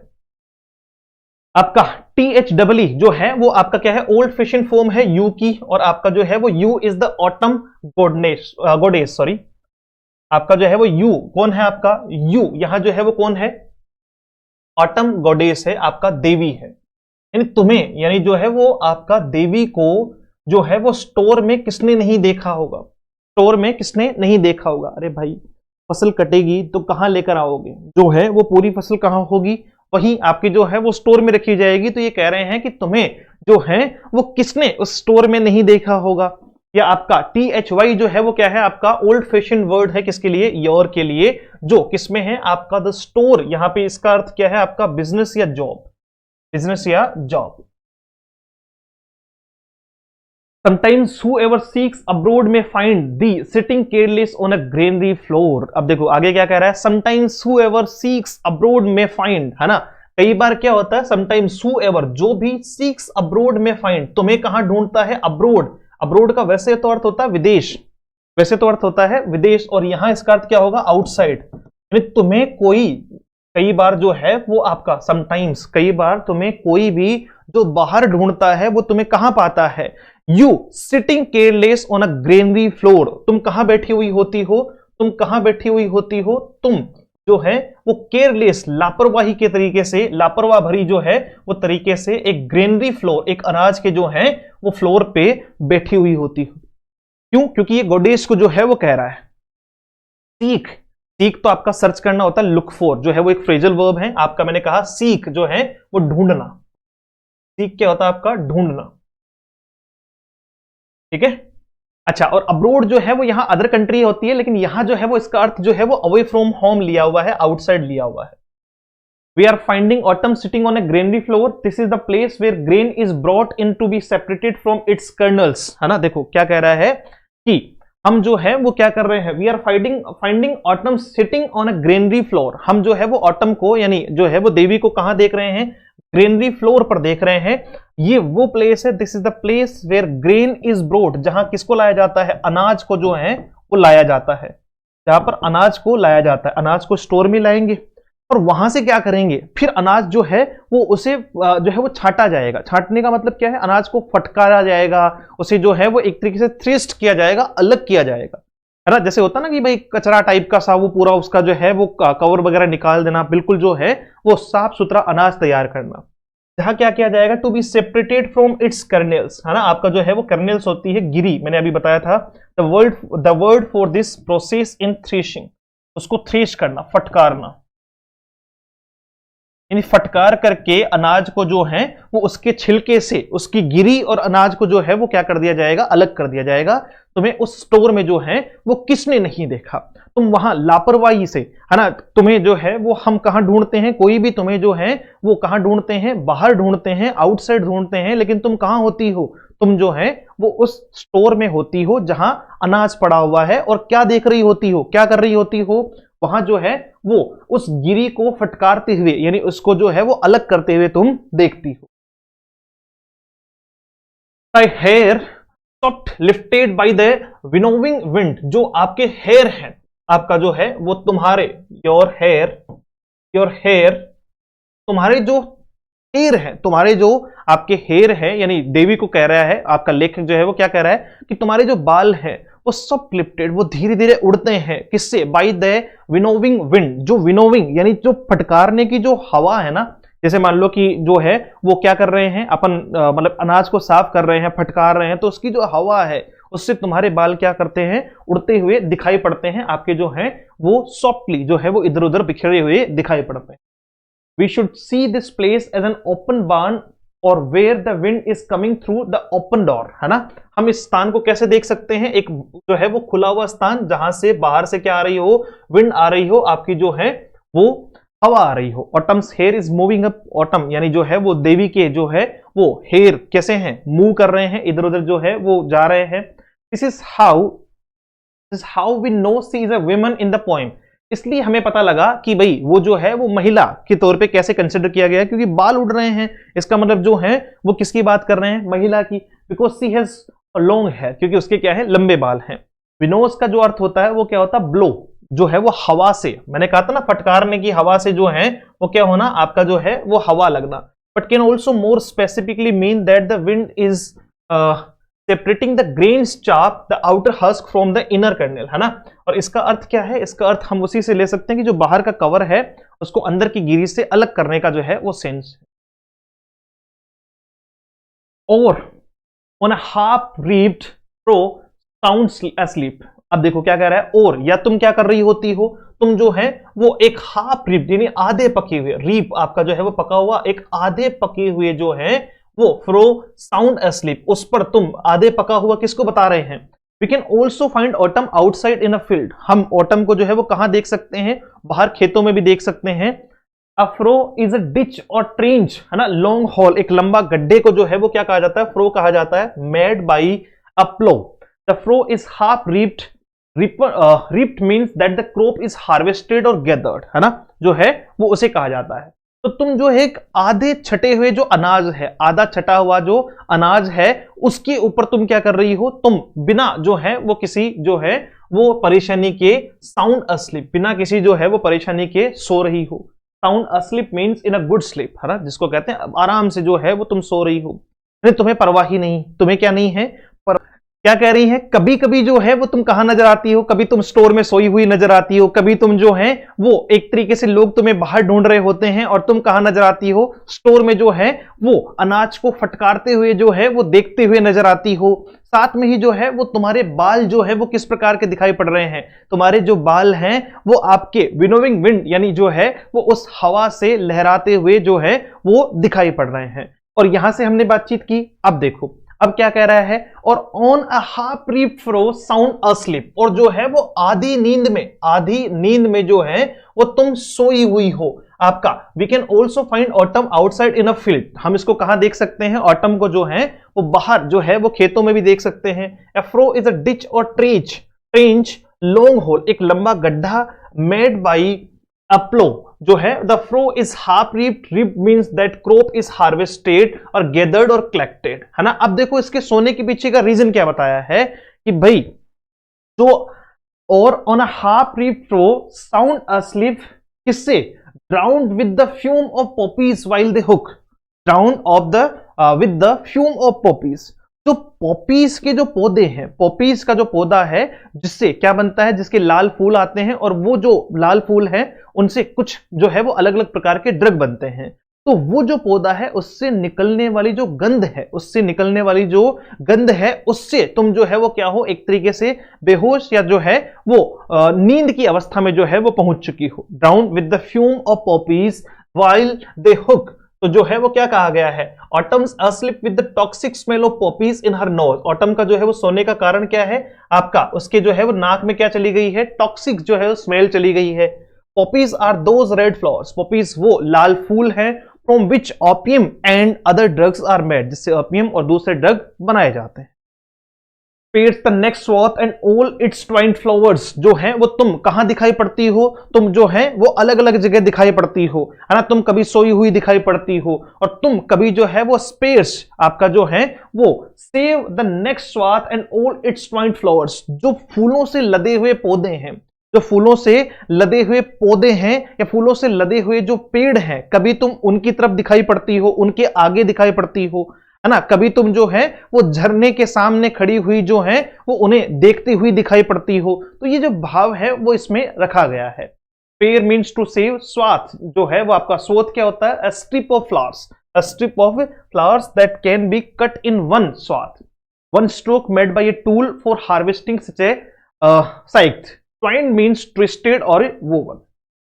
अब देखो, and sometimes like a gleaner, और कई बार तुम सिर्फ खड़ी होके क्या करती हो, यू डोस्ट कीप स्टेडी, तुम जो है वो शांति से जो है वो क्या करती हो, सिर्फ और सिर्फ आपका the laden head across a brook, जो है वो झरने के उस पार जो है वो खड़ी होके सिर्फ शांति से जो है वो क्या करती हो, विचार करती हो। यानी अलग अलग भावनाएं जो है वो ऑटम के बारे में बताई जा रही है। यानी हार्वेस्टिंग की बात में जो है वो अलग अलग भाव में जो है वो जॉन कीट्स कहने का प्रयास कर रहे हैं कि कभी तुम्हें कहां देखा जाता है, कभी तुम्हें कहां देखा जाता है। ये सारी बातचीत जो है वो इनके बीच में हुई है। A gleaner is a person who collects fruits or vegetables that are left lying after the harvest। अब देखो, ग्लीनर किसको कहा गया है, इसको ग्लीनर के तौर पे क्यों कहा गया है, क्योंकि ग्लीनर वो व्यक्ति है जो क्या कर रहा होता है, हार्वेस्टिंग के बाद में फ्रूट्स और वेजिटेबल्स को कलेक्ट करता है। होता ना, जैसे मान लो अपने यहाँ पर जैसे मूंगफली जो है वो निकलने के बाद में जो है वो बच्चे दूर से वेट कर रहे हैं कि मूंगफली निकल गई है, फिर जो है वो मालिक कहेगा कि भाई तुम जो है वो अब जो भी जमीन के अंदर से निकले तो वो निकाल लो। तो वो है आपका जो है वो gleaner. Autumn has gleaned lots of leftovers and put them on her head. She is crossing a brook, जो है वो एक स्मॉल रिवर, यानी जो है वो एक स्ट्रीम को क्रॉस करते हुए, यानी उसके दूसरी पार खड़ी होके जो है वो तुम क्या कर रही हो, सिर्फ वेट कर रही हो, जो है वो सिर्फ इंतजार कर रही हो।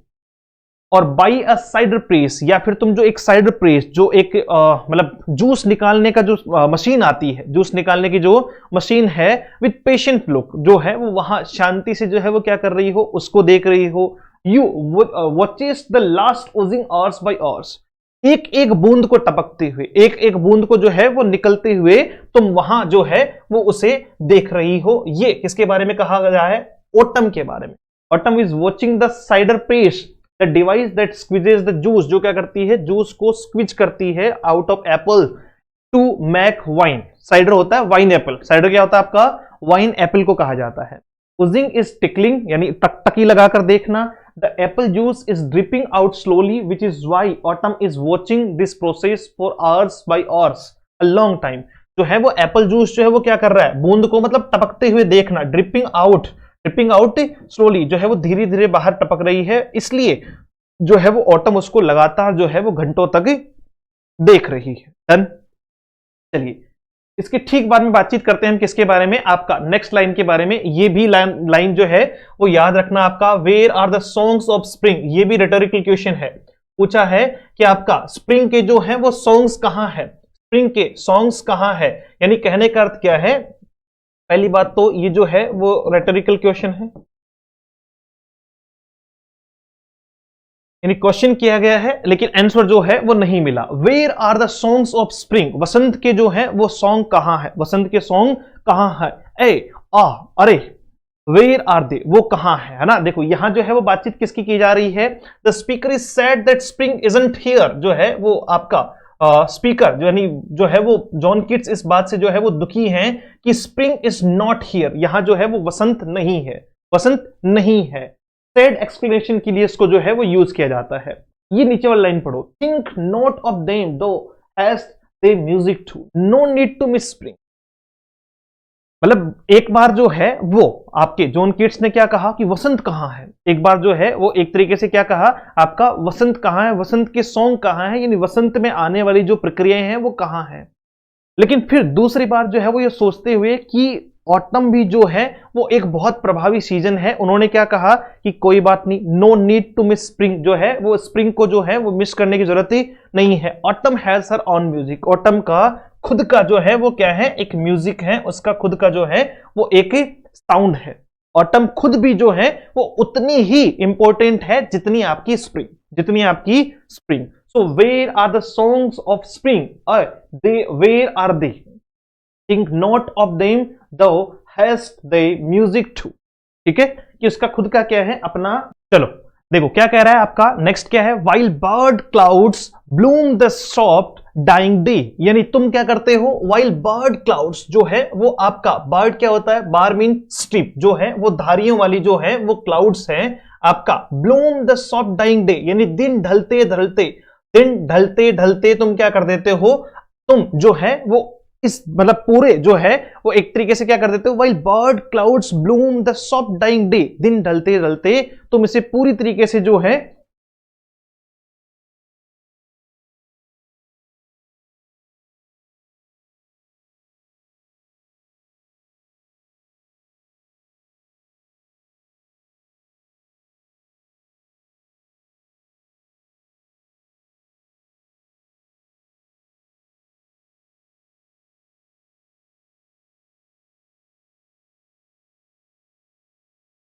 अगला देखो, while barred clouds bloom the soft dying day, देखो क्या कह रहा है, वाइल बर्ड क्लाउड्स यानी तुम जो है वो क्या करते हो, while barred clouds bloom the soft dying day यानी दिन ढलते ढलते जो है वो तुम क्या कर देते हो, इस पूरी धरती को, इस पूरी जो है वो प्रकृति को क्या कर देते हो, आपका जो है वो भर देते हो।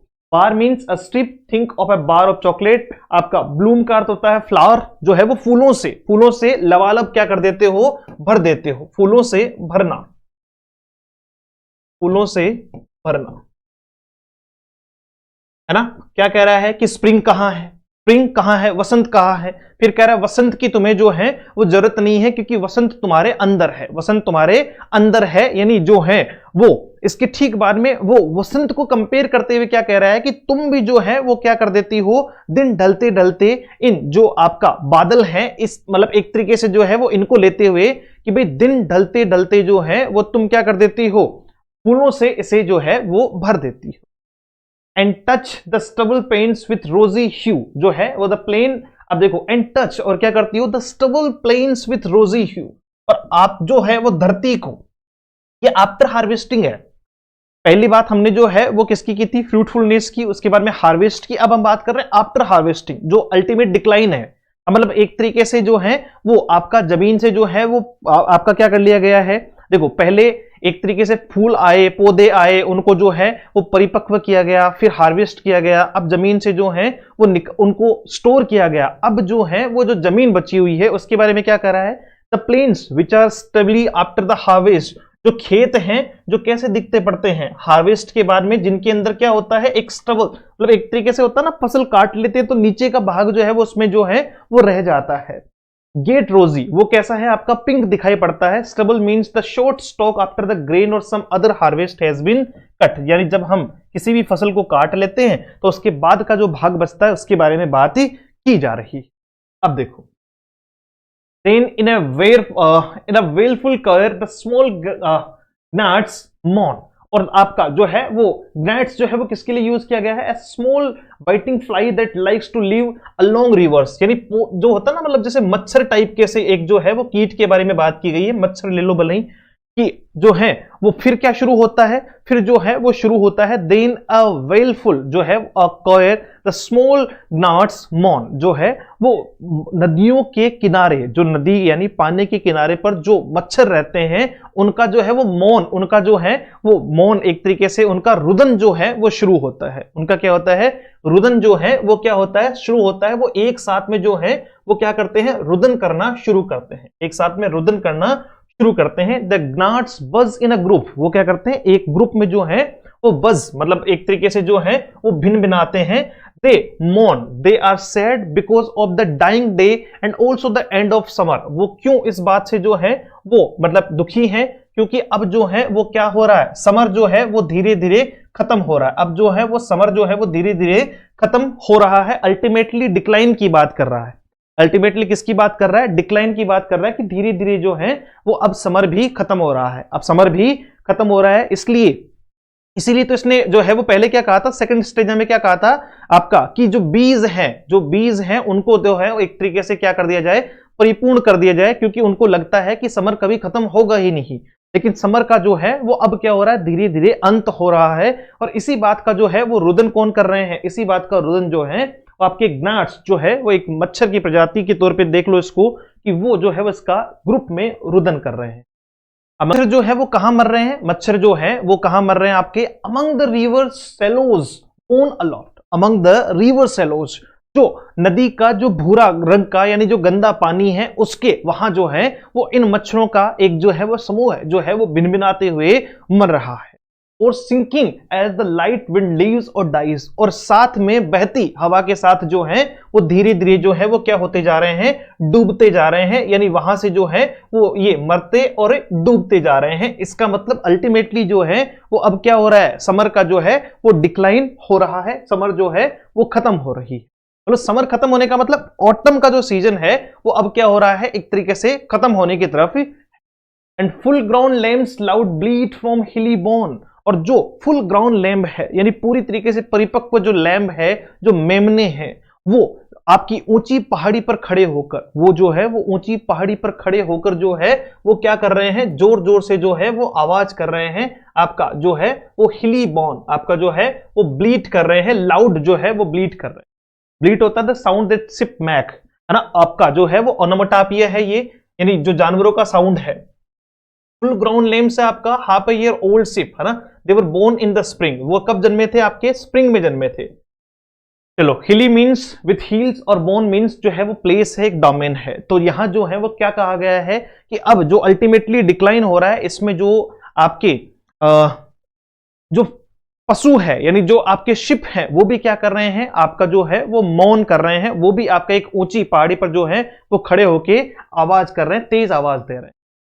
आपका hedge cricket sings and now which treble soft the redbreast whistlers from a garden croft, जो है वो क्या कहा जा रहा है, हैज क्रिकेट सिंग्स, जो कीट पतंगे हैं वो भी आपका जो है वो मौन सॉन्ग जो है वो कर रहे हैं। And now with treble soft the redbreast whistles from a garden croft, और पास में ही जो है वो एक पक्षी जो है वो क्या कर रहा है, एक आपका जो है वो रॉबिन पक्षी के नाम पे जाना जाता है आपका गार्डन क्रॉफ्ट।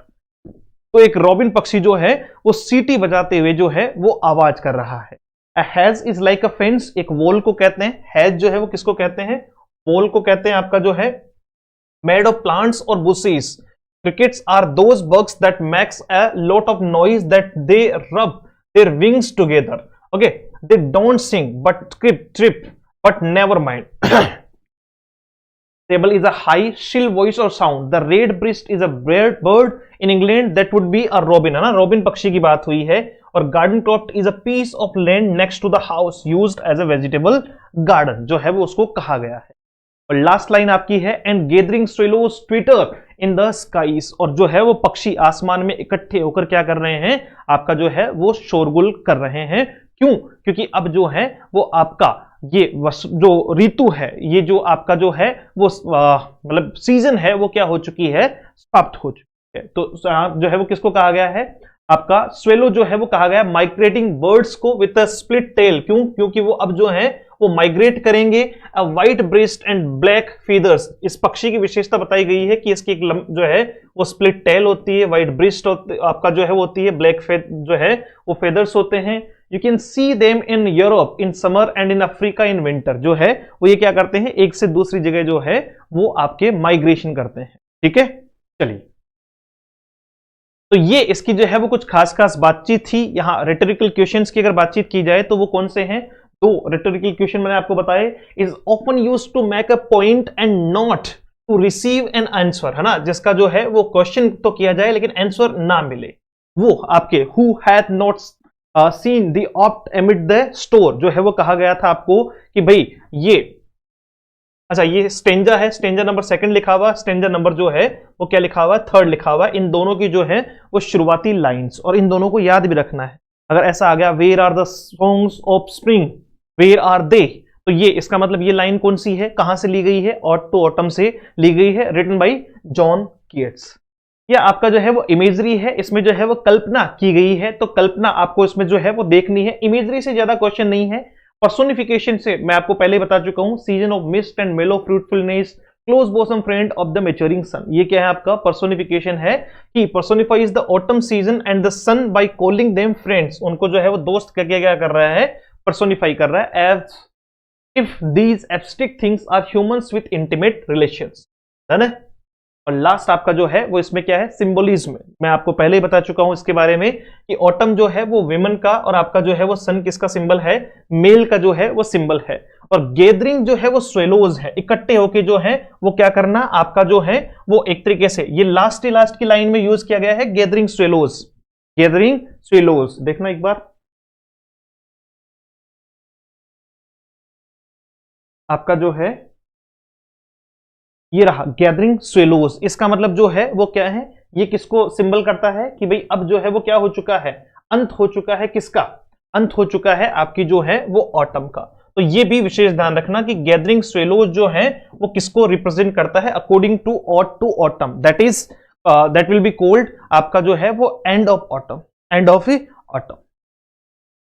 सिमिली इसमें यूज की हुई है, यानी कंपैरिजन के आधार पे सो, लाइक और एज की अगर बात करें तो आपका जो है वो सिमिली इसमें यूज किया हुआ। And sometimes like a grinder, है ना, आपका जो है वो ग्लीनर मैंने आपको बताया था, वो व्यक्ति जो क्या करता है, हार्वेस्टिंग के बाद में दूर खड़ा होकर वेट करता है कि कब हार्वेस्टिंग हो और उसके बाद में वो उसमें से कुछ ही निकाल पाए। तो लाइक का यूज किया हुआ है, लाइक मतलब आपका जो है वो सिमिली यहां पर बना रहा है।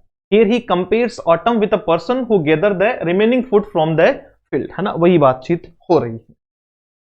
चलिए बाकी इससे रिलेटेड जो क्वेश्चंस हैं उनकी बात करेंगे अपन एक अच्छे सेशन में जो सबके साथ में करने वाले हैं।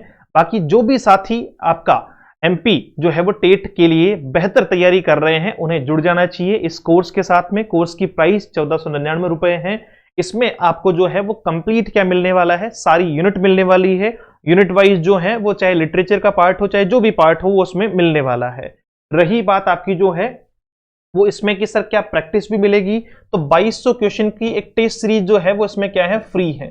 जो टेस्ट सीरीज है वो 2200 क्वेश्चन की टेस्ट सीरीज में बिल्कुल फ्री है। और अगर कोई बच्चा सिर्फ टेस्ट सीरीज से जुड़ना चाहता हो तो वो इस पर जाकर जो है वो टेस्ट सीरीज से भी जुड़ सकता है। 349 में आपको टेस्ट सीरीज मिल जाए।